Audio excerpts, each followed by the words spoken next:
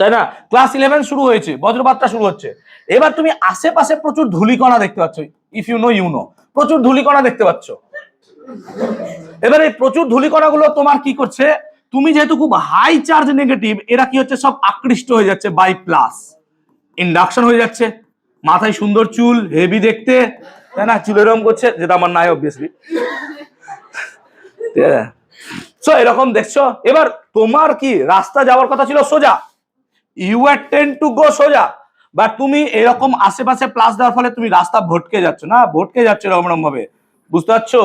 তার ফলে কি হচ্ছে, এরকম ভাবে ও বাঁকা বাঁকা পথে যাচ্ছে, সোজা পথটা আর ফলো করতে পারছে না। দেখ আমি টাচ করলাম না, কিছু করলাম না, বডির মধ্যে সেরকম ম্যানিপুলেশন হয়ে গেল। It's called manipulation. কিছু কিছু ব্যক্তি থাকবে দেখবি জীবনে প্রচুর ম্যানিপুলেট করতে পারে তোকে। তোকে বলে দিল ভাই পড়াশোনা এই কর ওই কর, তুই দেখবি তারপর থেকে পড়তে শুরু করে দিলি, যেটা বাস্তবে খুব কম হয়। কিন্তু খারাপ দিকে ম্যানিপুলেট করলে দেখবি খুব সহজে সেটাকে আমরা অ্যাট্রাক্ট করে নিই, তাই না? বলে দিল ওই মেয়েটা না তোকে খুব ভাও দেয়, ভাই তাই ওই মেয়েটা আমাকে ভাও দেয়, ম্যানিপুলেশন। তো এইভাবে আমরা কি হচ্ছে মাইনাস চার্জটাকে দেখছি। ক্লাস 12 সকলকে স্বাগত। আশা করছি 11 পরীক্ষা সকলেই পাস করবে। দু একটা বিষয় যদি পাস নাও করতে পারো, স্যারের সাথে একটু কথা বলে নিও, সেক্ষেত্রে বেটার হবে। আর যে বিষয়ে যেমনই হোক, এইচএসটা ভালো করে একটু দিতে হবে। ফার্স্ট এইচএস এর ফার্স্ট সেমিস্টার মানে থার্ড সেমিস্টার যেটা আছে, যতটা নাম্বার ক্যারি করার চেষ্টা করবে তাতেই করবে। কারণ ফোর্থ সেমিস্টার লেখা, আর তোমরা সেকেন্ড সেমিস্টার দিয়ে বুঝতে পেরেছো যে লেখাতে যথেষ্ট বেগ পেতে হয়। এমসিকিউ না হয় আইডিয়াতে অনেক সময় করা যায়, এলিমিনেট করে করা যায়, এমসিকিউ এর অনেক টেকনিক আছে, কিন্তু ব্রড কোশ্চেন না লিখতে পারলে কোনো নাম্বার নাই। আর বিভিন্ন স্কুলের কোশ্চেন প্যাটার্নও দেখেছো, তাতে কোনো স্কুলে প্রুফ কম, কোনো স্কুলে প্রুফ বেশি, কোনো স্কুলে ম্যাথ বেশি, কোনো স্কুলে বিভিন্ন রকম আছে। আমাদের বোর্ড কিরকম কোশ্চেন করে, আমি যদি গত বছরের অ্যানালাইসিস বলি, গত বছর অ্যাকর্ডিং টু মি আমাদের কিছু কিছু কোশ্চেনের সেগমেন্ট ছিল যেখানে থার্ড সেমিস্টার একটু টাফ ছিল। আর আমাকে যদি ফোর্থ সেমিস্টার বলো, দ্যাট ইজ একদম জলের মতো সোজা। তাও লোকজন আমাকে বলছে ফোর্থ সেমিস্টার খারাপ হয়েছে, কেন জানি না, যা যা বলেছি তাই তাই এসছে। কিন্তু থার্ড সেমিস্টারে এমসিকিউ যেহেতু দু একটা কোশ্চেন যদি একটু ঘুরিয়ে ঘাড়িয়ে দিয়ে দেয়, এমসিকিউ ক্র্যাক করতে আমাদের কষ্ট হয়, তাতে আবার সময় কম, 1 ঘন্টা 15 মিনিট। তো আমাদেরকে ভেবে চিন্তে থার্ড সেমিস্টারটা করতে হবে। যদি প্রথম থেকে না পড়ো, বিলিভ মি তোমাকে বাঁচানোর মতো কেউ নাই, আমিও থাকবো না তখন, ন্যাচারালি কি করে আর পারবো আমি। তাই প্রথম থেকে পড়ো। আমরা সিলেবাসটাকে নিয়ে এখন আলোচনা একটু করি, আমরা বুঝে যাই যে আমাদেরকে মিনিমাম 15 পেতে গেলে কি করতে হবে, বা 20 পেতে গেলে কি করতে হবে। নাম্বার সেগমেন্টে আমরা যেমন যা অ্যাপ্রোচ করবো সেরকম, কোনগুলো ইজি চ্যাপ্টার, কোনগুলো একটু টাফ চ্যাপ্টার, কোথা থেকে কি আসে সেগুলো নিয়ে একটু আলোচনা করে দিচ্ছি, জাস্ট একবার দেখো। তো বেসিক্যালি আমাদের এখানে মোট 5টা ইউনিট আছে। ফার্স্ট ইউনিট হচ্ছে ইলেকট্রোস্ট্যাটিক্স, আমি ইংলিশে লিখছি, বাংলায় তোমরা লিখতে পারো স্থির তড়িৎ। তাহলে ইলেকট্রোস্ট্যাটিক্স তার বাংলা হচ্ছে স্থির তড়িৎ, স্ট্যাটিক্স, ইলেকট্রোস্ট্যাটিক্স। এই ইলেকট্রোস্ট্যাটিক্স এর আন্ডারে আছে তোমার গিয়ে 4টে চ্যাপ্টার আমাদের ছায়ার বই অনুসারে। কি কি আছে এখানে? আছে বেসিক ফেনোমেনা অফ ইলেকট্রিসিটি, স্থির তড়িতের প্রাথমিক ঘটনাবলী। তাহলে প্রথম চ্যাপ্টারের নাম হচ্ছে বেসিক ফেনোমেনা অফ ইলেকট্রিসিটি বা স্ট্যাটিক ইলেকট্রিসিটি, যার পুরো নামের মানে হচ্ছে স্থির তড়িতের প্রাথমিক ঘটনাবলী। আজকে যেটা আমরা শুরু করছিলাম সেটাই, BP, basic phenomena of electrostatics বা স্ট্যাটিক ইলেকট্রিসিটি, আমরা এটাই শুরু করছি আজকে। অর্থাৎ স্থির তড়িতের প্রাথমিক ঘটনাবলী মানে ছোটখাটো ঘটনা যেগুলো আমরা দৈনন্দিন জীবনে দেখি। সেকেন্ড চ্যাপ্টার হচ্ছে ইলেকট্রিক ফিল্ড, যেটাকে আমরা বলবো তড়িৎ ক্ষেত্র বাংলায়, ইলেকট্রিক ফিল্ড যেটাকে আমরা বলবো তড়িৎ ক্ষেত্র। সো ইলেকট্রিক ফিল্ড মানে হবে তড়িৎ ক্ষেত্র। অ্যাকর্ডিং টু ছায়ার বই থার্ড চ্যাপ্টার হবে আমাদের ইলেকট্রিক পোটেনশিয়াল, তড়িৎ বিভব, ইলেকট্রিক পোটেনশিয়াল দ্যাট ইজ তড়িৎ বিভব। তাহলে থার্ড চ্যাপ্টার হবে ইলেকট্রিক পোটেনশিয়াল, তড়িৎ বিভব। তাহলে এটা হলো কি স্থির তড়িতের প্রাথমিক ঘটনাবলী, তারপরটা হলো তড়িৎ ক্ষেত্র, আর তারপরেরটা হলো তড়িৎ বিভব। আর তারপরের চ্যাপ্টারটা হচ্ছে ধারক ও ধারকত্ব, ক্যাপাসিটর অ্যান্ড ক্যাপাসিট্যান্স। তাহলে ধারক ও ধারকত্ব, এই হচ্ছে আমাদের 4টে। এই 4টে চ্যাপ্টার পড়লে ইউ ক্যান ক্র্যাক 8 মার্কস, এখান থেকে 8 থাকবে। এবার এদের মধ্যে সব থেকে যদি বলো হেভি ওয়েটেড চ্যাপ্টার কি, ক্যাপাসিটর ক্যাপাসিট্যান্স সব থেকে হেভি ওয়েটেড চ্যাপ্টার। এই চ্যাপ্টার এখান থেকে কোশ্চেন থাকবেই। তুমি এক্সপেক্ট করবে যে এখান থেকে 3 মার্কসের কোশ্চেন পাবে, তুমি এক্সপেক্ট, আমি বারবার বলছি এক্সপেকটেশন। তাহলে এখান থেকে 3 থাকেই, আর এই দুটো মিলে 5 অথবা 4, তাহলে এখান থেকে মোটামুটি 5-4, আর এখান থেকে কোশ্চেন মোটামুটি আসে না, তা আমাদেরকে পড়তে হবে। বাই চান্স তোমাদের বছরে একটা কোশ্চেন দিয়ে দিল, বলা যায় না তো ভাই।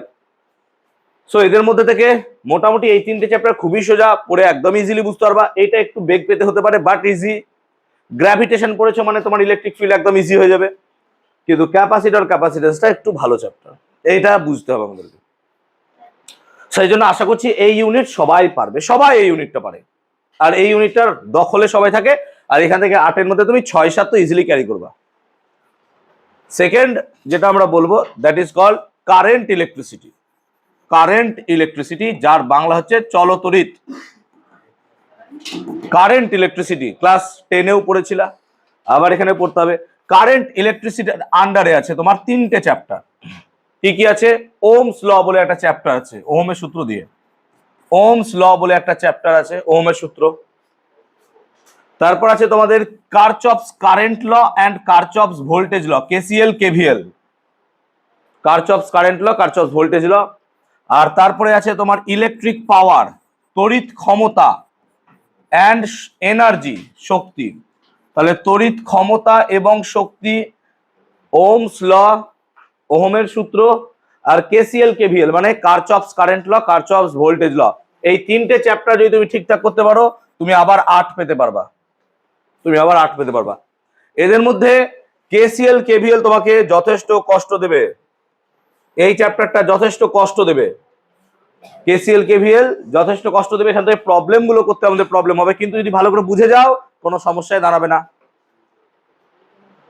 যেগুলো একটু ওয়েটেড চ্যাপ্টার, একটু টাফ চ্যাপ্টার, সেগুলোকে আমি জাস্ট গোল দিয়ে দিচ্ছি, তাহলে তোমাদের বুঝতে সুবিধা হবে যে চ্যাপ্টারের বেশি কোথায় কি ফোর্স দিতে হবে আমাকে। যেমন এখানে আমাকে বেশি সময় দিতে হবে, কারণ এটা কঠিন, এটা বুঝতে গেলে। আবার দেখো এটা পড়তে গেলে সময় দিতে হবে না, এটা একদম ইজি চ্যাপ্টার, আবার এখান থেকে কোয়েশ্চেন আসবেও খুবই কম। তো যেখান থেকে টাফ আছে সেখান থেকে তো কোয়েশ্চেন বেশি আসবে, ন্যাচারাল। এটা আমরা এইচএস দেবো। তারপরেরটা হচ্ছে ম্যাগনেটিজম, চুম্বকত্ব।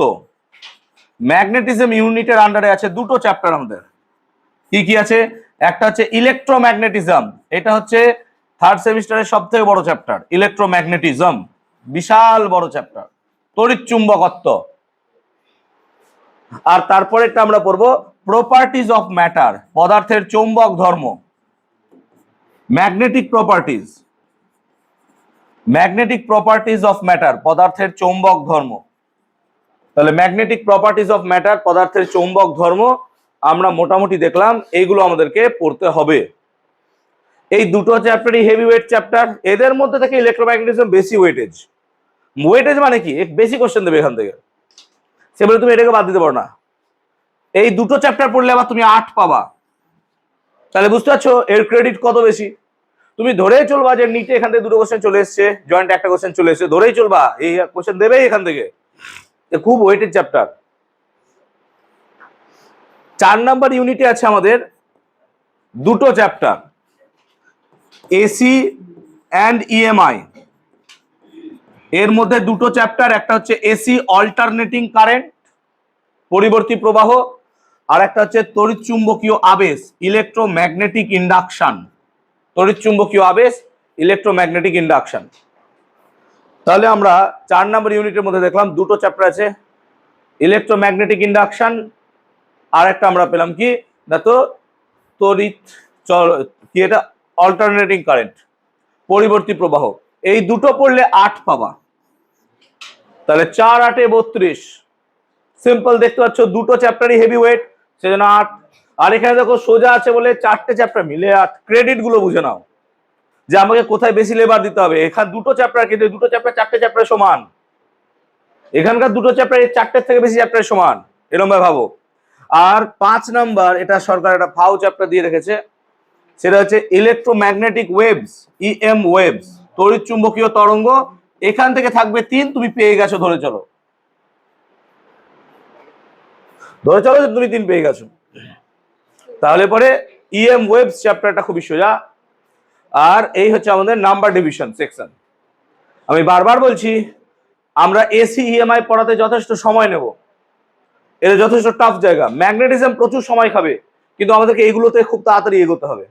এগুলো খুব সোজা, ক্লাস 8-এ কুলম্বের সূত্র পড়েছো এগুলো। যেমন ওমস ল খুব তাড়াতাড়ি আমাদেরকে করতে হবে, কারণ ওমস ল তোমরা ক্লাস 10-এ ইন ডিটেল পড়েছো। তাহলে এই সিলেবাসের মধ্যে আমরা হাইলাইটেড জায়গাগুলোকে বলে দিচ্ছি, এগুলো যথেষ্ট কিন্তু সময় নেবে, টাফ জায়গা এগুলো, এগুলো কিন্তু টাফ জায়গা, কিন্তু এগুলো মধ্যে থেকে পড়লে পরে তুমি বুঝতে পারবে, এমন নয় যে বুঝতেই পারবে না। যেটা আমাদের নিউটনের মেকানিক্সে হচ্ছিল, যে অঙ্ক বুঝতেই পারছেন কিন্তু এখানে বুঝতে পারবা, এটা হচ্ছে সুবিধা।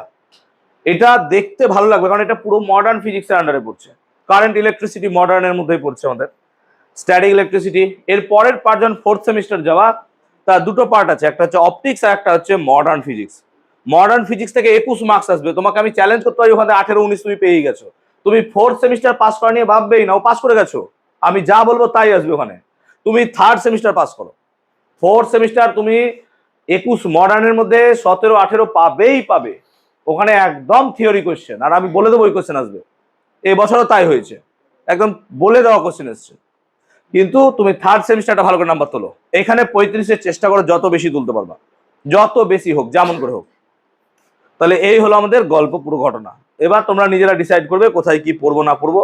আমরা তো সবই পড়বো, কিন্তু যেগুলো হাইলাইটেড করলাম সেখানে একটু তোমরাও এমফাসাইজ দিও, যাতে তোমাদের সেখানে বুঝতে সুবিধা হয়।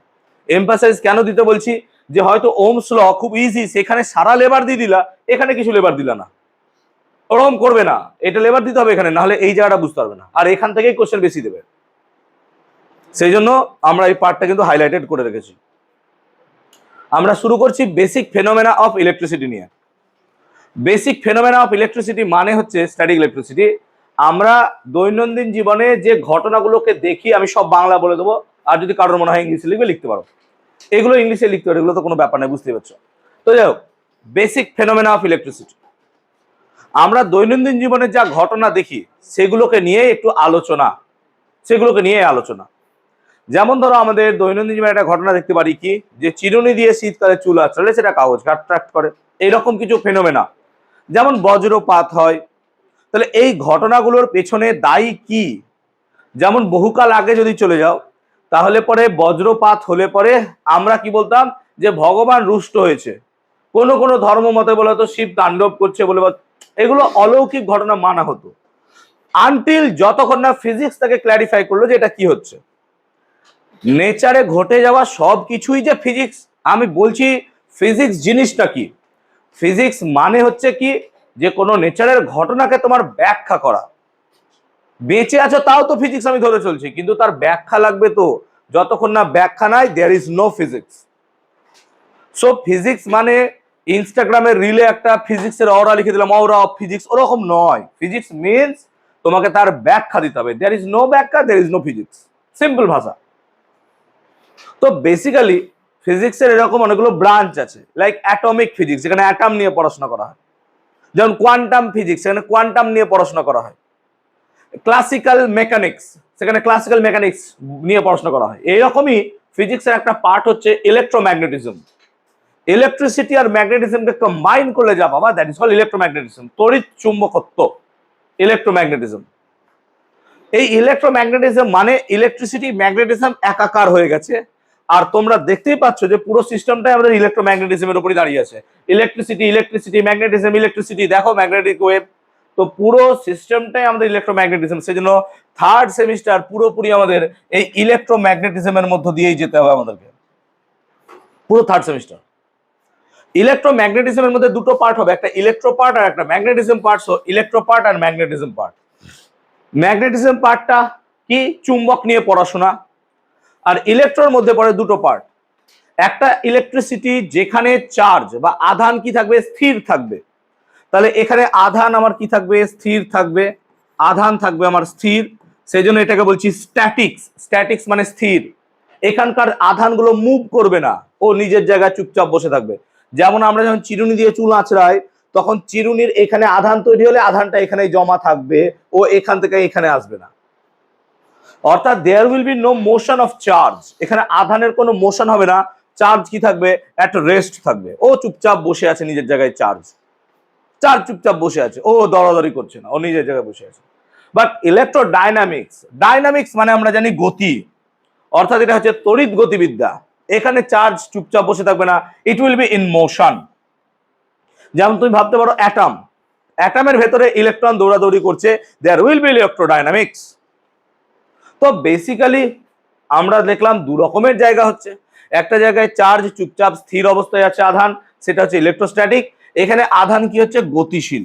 যেহেতু আধান এখানে গতিশীল, সেই জন্য আমরা বলবো কি, দিস ইজ ইলেকট্রোডাইনামিক্স, আধান গতিশীল। তাহলে আধান গতিশীল বলে ইলেকট্রোডাইনামিক্স বললাম।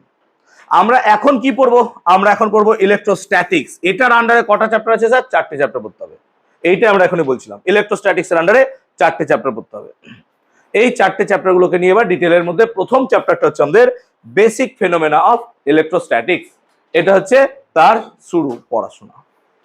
তাহলে বেসিক ফেনোমেনা অফ ইলেকট্রিসিটির মধ্যে আমরা বারবার বলছি এগুলো সব ইংলিশে লেখা আছে, বাট আমি পুরো জিনিস সব বাংলায় বলবো, don't worry about that. So তোমাদের মনে হলে এগুলোকে তুমি চার্জ অফ ইলেকট্রন মানে জানো ইলেকট্রনের আধান, এগুলো নিজেরাই লিখতে পারবে, এত সমস্যা হওয়া উচিত নয়। কারণ কি, একটু একটু ইংলিশ আবার শিখতে হবে, কারণ আফটার এইচএস সবই যা পড়াশোনা হবে সব ইংলিশে হবে এবার, আর বাংলা ল্যাঙ্গুয়েজে আমাদের পড়াশোনা হবে না। তুমি ইঞ্জিনিয়ার হও, ডাক্তার হও, বাংলা পড়াশোনা বাদে সব ইংলিশে হবে সায়েন্সের মধ্যে। সেই জন্য আমাদেরকে এবার একটু ইংলিশ শিখতে হবে সব কিছু টুকটাক করে, নাহলে গ্রাজুয়েশনে গিয়ে বিশাল বড় সমস্যায় পড়বা। তো আমরা যদি চার্জ নিয়ে পড়ি, হোয়াট ইজ চার্জ, চার্জ কাকে বলে, আধান কি জিনিস না, তো আধান হচ্ছে এমন একটা সত্তা, ইট ইজ অ্যান এন্টিটি, যা কোনো জায়গার তড়িৎকে রাখতে পারে, অর্থাৎ তার মধ্যে ইলেকট্রিক এনার্জিকে রাখতে পারে। চার্জ হচ্ছে এরকম একটা জিনিস। যেমন মাস, হোয়াট ইজ মাস, কোন বডির মাস আছে, দ্যাট মিনস তার মধ্যে কিছু কাইনেটিক এনার্জি আছে, সেজন্য আমরা মাসকে বলি ক্যারিয়ার অফ কাইনেটিক এনার্জি। সেরকমই চার্জ হচ্ছে ক্যারিয়ার অফ ইলেকট্রোস্ট্যাটিক এনার্জি বা ইলেকট্রিক এনার্জি। যেমন ধরো আমরা যে তারের মধ্য দিয়ে তড়িৎ পাঠাচ্ছি, বিকজ অফ চার্জ, ওই তড়িৎটা এক জায়গা থেকে অন্য জায়গায় যাচ্ছে। যদি চার্জ না থাকতো, আধান যদি না থাকতো, তাহলে পরে সেটা যেত না। সো চার্জ ইজ বেসিক্যালি কি না, তো এমন একটা সত্তা, entity that holds electric energy, যে তড়িৎ শক্তিকে রাখে নিজের মধ্যে। আবার চার্জকে আমরা এভাবে বলতে পারি, এমন একটা সত্তা যার মধ্যে অ্যাট্রাকশন অথবা রিপালশনের ক্ষমতা আছে। যেমন ধরো দুটো সেম চার্জ, পজিটিভ চার্জ পরস্পরকে কি করবে, বিকর্ষণ করবে, আর দুটো বিপরীত চার্জ প্লাস মাইনাস পরস্পরকে অ্যাট্রাক্ট করবে, আকর্ষণ করবে। তাহলে চার্জ এমন এক প্রকারের সত্তা যা কোনো একটা বডিকে অ্যাট্রাক্ট করতে পারে, কোনো একটা বডিকে রিপেল করতে পারে, আকর্ষণ বিকর্ষণ করতে পারে। চার্জের যদি অরিজিন দেখি, সো আমাদেরকে সব থেকে ছোট জায়গা যেতে হবে ম্যাটারে, দ্যাট ইজ কল্ড অ্যাটম, পরমাণু। যদি আমরা পরমাণুতে ঢুকি, তাহলে পরমাণুর মধ্যে 3টে এলিমেন্টারি পার্টিকেল, এলিমেন্টারি বলা উচিত নয়, ফান্ডামেন্টাল পার্টিকেলস আছে। এই পার্টিকেল গুলো হচ্ছে প্রোটন, ইলেকট্রন, নিউট্রন। এদের মধ্যে থেকে প্রোটন আর ইলেকট্রন হচ্ছে চার্জড পার্টিকেলস, কিন্তু নিউট্রন হচ্ছে নিউট্রাল, ওর কোনো চার্জ নাই। So we will B talking about proton and electron at all. আমরা শুধু ইলেকট্রন আর প্রোটন নিয়ে বলবো। প্রোটন কি, প্রোটন নিউক্লিয়াসের ভেতরে থাকে, এবং আমরা প্রোটনকে সরাসরি গিয়ে হাত দিতে পারবো না, because it is very stable inside nucleus. নিউক্লিয়াসের ভেতরে এটা খুব স্থির অবস্থায় আছে, অর্থাৎ তুমি একটা অ্যাটমের সব থেকে বাইরে যেটা থাকে তাকে নিয়ে আলোচনা করতে পারবে, কোরে যে ঢুকে আছে তাকে নিয়ে আলোচনা করতে পারবে না। সেজন্য আমরা যখনই ইলেকট্রোস্ট্যাটিক্স নিয়ে পড়াশোনা করব, we will B not talking about much more proton নিয়ে আমরা বেশি কথা বলবো না, আমরা ইলেকট্রন নিয়ে বেশি কথা বলবো, বিকজ ইলেকট্রন ট্রাভেল করতে পারে। দুটো বস্তুকে ঘষলাম, প্রোটন যাবে না, ইলেকট্রন আদান প্রদান হবে, কারণ ইলেকট্রন বাইরের শেল অর্থাৎ বিভিন্ন কক্ষপথে ঘুরে বেড়াচ্ছে, এবং বাইরের কক্ষপথ থেকে ইলেকট্রনকে তুমি বাইরে বার করে আনতে পারবে, তুমি তার মধ্যে কিছু এনার্জি দিলে ইলেকট্রন বেরিয়ে চলে আসবে। সেজন্য আমরা ইলেকট্রন নিয়ে পড়বো, but we will be now knowing some basic মানে features of proton as well as electron, কিছু বেসিক ফিচার। ইলেকট্রন, যদি আমরা ইলেকট্রন নিয়ে পড়ি, এটা হচ্ছে প্রকৃতিতে প্রাপ্ত সব থেকে কম ঋণাত্মক আধান। It is the least possible negative charge on the planet or universe. ইলেকট্রনের মান সব থেকে কম নেগেটিভ চার্জ, তাহলে ইলেকট্রন হচ্ছে সব থেকে কম ঋণাত্মক আধান, এর থেকে কম ঋণাত্মক আধান সম্ভবই না। দেখো প্রত্যেকটা কথা আমি কিন্তু বাংলায়, তোমাদের ব্যাচ বাংলা বলে আমি বলে দিচ্ছি, আমি ওই ব্যাচে সব এগুলো ইংলিশে বলেছি, ওই ব্যাচটা আমার রেকর্ডেড হয়নি। তাহলে ইলেকট্রিক বা ইলেকট্রনিক চার্জ, ইলেকট্রনের আধান প্রকৃতিতে প্রাপ্ত সব থেকে কম ঋণাত্মক, মানে এর থেকে কম চার্জ হতে পারে না, এবং এই চার্জের মান হচ্ছে -1.602 × 10⁻⁻19 কুলম্ব। অর্থাৎ একটি ইলেকট্রনের আধান হচ্ছে -1.602 × 10⁻⁻19 কুলম্ব। এই চার্জটাকে আমরা -1e ধরে নিই, অর্থাৎ একটা ইলেকট্রনের চার্জ মানে একটা ই, -1e, দুটো ইলেকট্রন -2e, তিনটে ইলেকট্রন -3e, আমরা এইভাবে ভাবতে পারবো। তো বেসিক্যালি আমরা ইলেকট্রনিক চার্জটাকে একটা ইউনিট হিসেবে ধরে নিই, এবং এটাই সব থেকে কম -1e। আমরা যদি ইলেকট্রনের মাস দেখি, তাহলে তার মাস হয়, কেমিস্ট্রিতে পড়েছো 9.11 × 10⁻31 কেজি। যদিও বা এই মাসটাকে আমরা বলি rest mass, this is called rest mass. কেন? আমরা একটু পরেই পড়বো যে রেস্ট মাসের সাথে নর্মাল মাসের পার্থক্য কি। So this is the rest mass, অর্থাৎ স্থির ভর, তোমরা কেমিস্ট্রিতে পড়েছো ইলেকট্রনের স্থির ভরের মান হচ্ছে 9.1 × 10⁻31 কেজি, এবং ইলেকট্রনকে সিম্বলাইজ করা হয়, অর্থাৎ ইলেকট্রনকে লেখা হয় E-1 দিয়ে, বা শুধু ই দিয়ে তুমি লিখতে পারো। তাহলে কোনো জায়গায় ইলেকট্রন থাকলে তার এই বেসিক প্রপার্টি গুলো আমরা ইলেকট্রনের পাবো। আমরা ইলেকট্রন নিয়ে কেন এত আলোচনা করছি? Because electron itself is a charge, electron একটা চার্জ। আর আমরা এখানে চার্জের অরিজিন নিয়ে আলোচনা করছি। উই হ্যাভ টু অরিজিনস, একটা হচ্ছে কি না, তো একটা আমরা পাচ্ছি প্রোটন, আর একটা পাচ্ছি আমরা electron. So proton and electron দুটোই পাচ্ছি, সেজন্য আমরা দুটো চার্জকে নিয়ে এখানে আলোচনা করছি। তো বেসিক্যালি আমরা যদি ইলেকট্রনের বদলে এখন প্রোটন নিয়ে একটু আলোচনা করতে চাই, তাহলে প্রোটনের চার্জ হচ্ছে ইলেকট্রনের চার্জের সাথেই সমান, কিন্তু অপোজিট। দ্যাট মিনস আমরা -1.602 × 10⁻⁻19 কুলম্ব দেখলাম ইলেকট্রনিক চার্জ, তাহলে এখানে দেখবো এখন প্রোটনের চার্জ হচ্ছে +1.602 × 10⁻⁻19 কুলম্ব, অর্থাৎ প্রোটনের চার্জ হচ্ছে +1.602 × 10⁻⁻19 কুলম্ব। তো একটা প্রোটনের ক্ষেত্রে ইলেকট্রনের চার্জের সাথেই তার মান সমান, কিন্তু অপোজিট। আমরা ইলেকট্রনিক চার্জকে -1e লিখলে প্রোটনের চার্জকে লিখবো +1e দ্বারা, অর্থাৎ ইলেকট্রনটাকে লিখছি -1e, এটাকে লিখছি +1e, সিম্পল। এখন প্রকৃতিতে প্রাপ্ত সব থেকে কম ধনাত্মক আধান, দ্যাট ইজ +1.6, এটা হচ্ছে কি না, তো স্মলেস্ট ইউনিট পজিটিভ চার্জ। সব থেকে কম ধনাত্মক আধান প্রোটন, সব থেকে কম ঋণাত্মক আধান ইলেকট্রন। তাহলে ইলেকট্রনের চার্জ হচ্ছে সব থেকে কম ঋণাত্মক, আর সব থেকে কম ধনাত্মক হচ্ছে প্রোটনের চার্জ। এর থেকে কম ধনাত্মক আধান প্রকৃতিতে পাওয়া যাবে না, এটা হচ্ছে লিস্ট, এটাই সব থেকে কম। আমরা যদি একটা প্রোটনের ভর দেখি, এটা হচ্ছে 1.6725 × 10⁻⁻27 কেজি। এটা হচ্ছে একটা প্রোটনের ভর 1.6725 × 10⁻⁻27 কেজি, এবং একে সিম্বলাইজ করা হয় পি দ্বারা, অথবা পি এর মাথায় একটা প্লাস দিয়ে আমরা সিম্বলাইজ করতে পারি। তো প্রোটনকে আমরা পি অথবা পি এর মাথায় একটা প্লাস দিয়ে সিম্বলাইজ করতে পারবো। তাহলে এটা হচ্ছে গল্প। এখন আমরা যদি চার্জ নিয়ে দু একটা কথা বলতে পারি বা চাই, তো প্রথম পয়েন্ট হচ্ছে চার্জ ক্যান নট বি মাসলেস। এটা খুব বড় কথা, যে একটা চার্জ কখনো এমন ভাবে থাকতে পারে না যা তার মাস নাই বা ভর নাই। তুমি কোনো একটা বডির চার্জ আছে অথচ মাস নাই, এটা কম্পেয়ারই করতে পারবে না। কেন? বিকজ তুমি এখনই দেখলে যে কোনো একটা বডিতে চার্জ থাকলে তার মধ্যে ইলেকট্রন প্রোটন থাকতেই হবে কিছু একটা, কারণ দে আর সব থেকে লিস্ট নেগেটিভ আর লিস্ট পজিটিভ চার্জ, এদের তো মাস আছে। তাহলে যে কোনো চার্জের মধ্যেই আমার মাস থাকতেই হবে।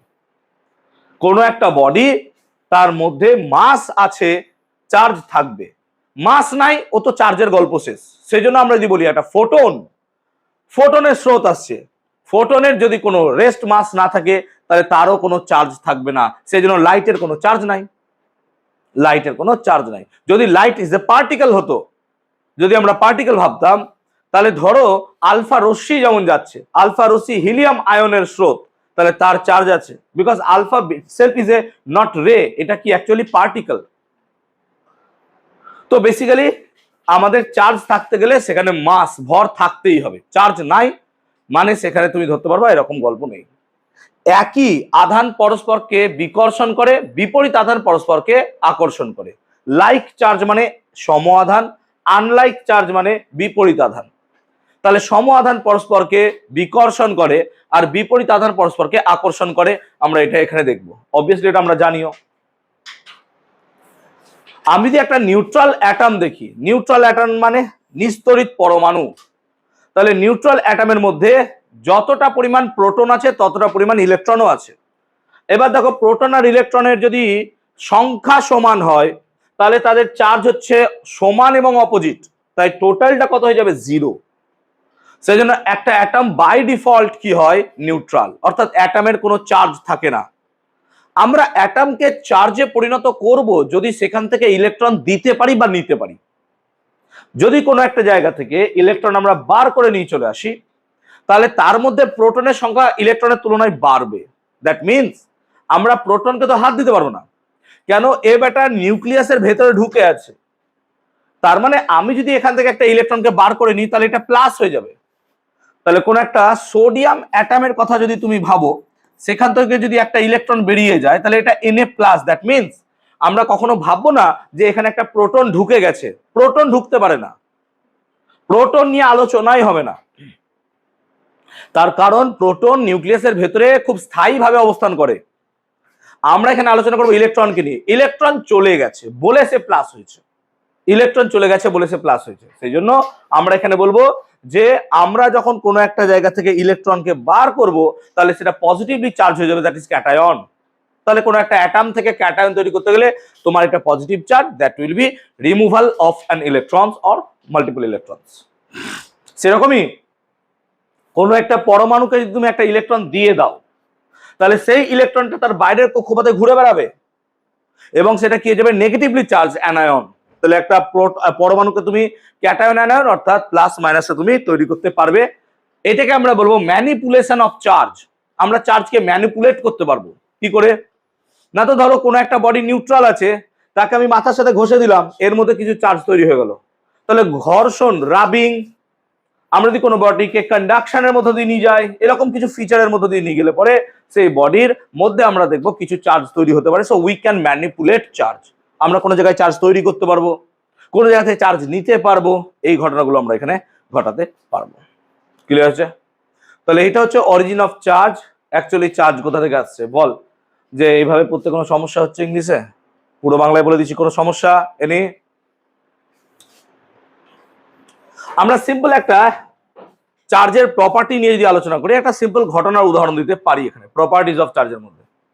কনসিডার করো যে আমার কাছে একটা কাঁচ দণ্ড আছে, গ্লাস, আর আমার কাছে সিল্ক আছে, ধরো কথা মানে বলছি, এবং আমরা বাই ডিফল্ট ধরছি যে গ্লাসের মধ্যে 8টা ইলেকট্রন 8টা প্রোটন আছে, যাতে করে তার টোটাল চার্জ 0 হয়। আর সিল্কের মধ্যে 4টা ইলেকট্রন 4টা প্রোটন আছে, বাই ডিফল্ট তার টোটাল চার্জ কত হবে? 0। এটা হচ্ছে টোটাল চার্জ।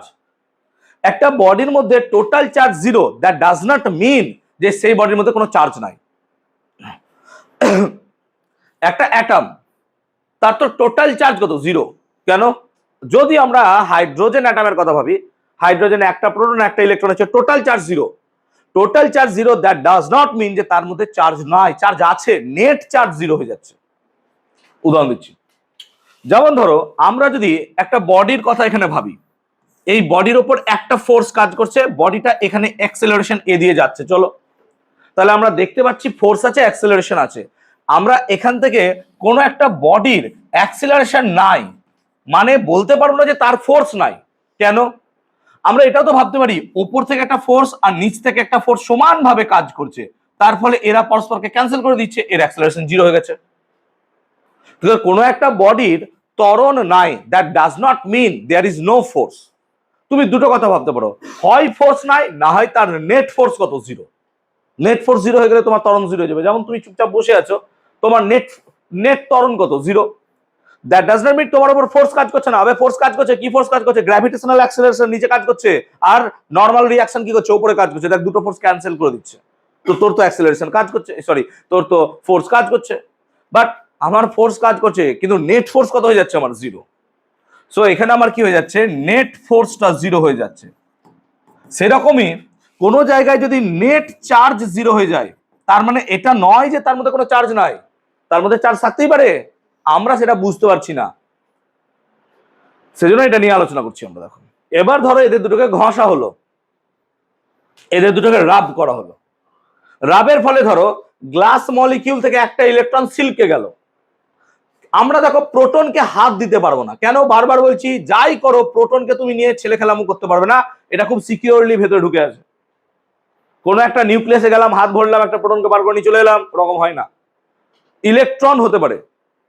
সেই জন্য আমরা ইলেকট্রনকে নিয়ে আলোচনা করবো, সব প্রোটনকে নিয়ে হাতই দেবো না।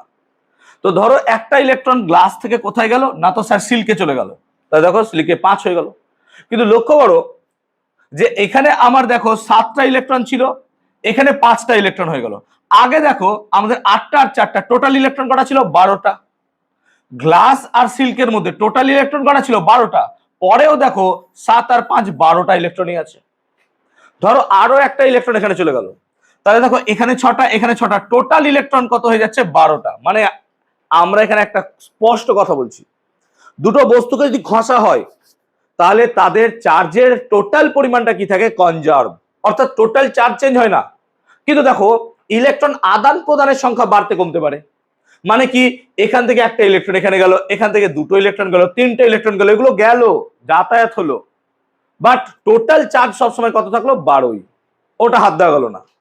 সো এখান থেকে আমরা একটা কথা স্পষ্ট বলে দিচ্ছি, যে কোনো একটা বডির ক্ষেত্রে টোটাল মোট চার্জ সবসময় কি থাকবে? স্থির থাকবে, যদি না বাইরে থেকে কোনো তার মধ্যে ইন্ট্রোডাকশন অফ চার্জেস হয়। মানে কোনো একটা বডি নিলাম, তাকে যদি বাইরের কোনো রকম চার্জের মধ্যে না রাখি, এর টোটাল চার্জ সবসময় কনজার্ভ থাকবে, এর টোটাল চার্জ হাত দিতে পারবে না। যেমন কনজারভেশন অফ মোমেন্টাম কি ছিল না, তো ভরবেগের সংরক্ষণ নীতি, এটাও সেরকমই।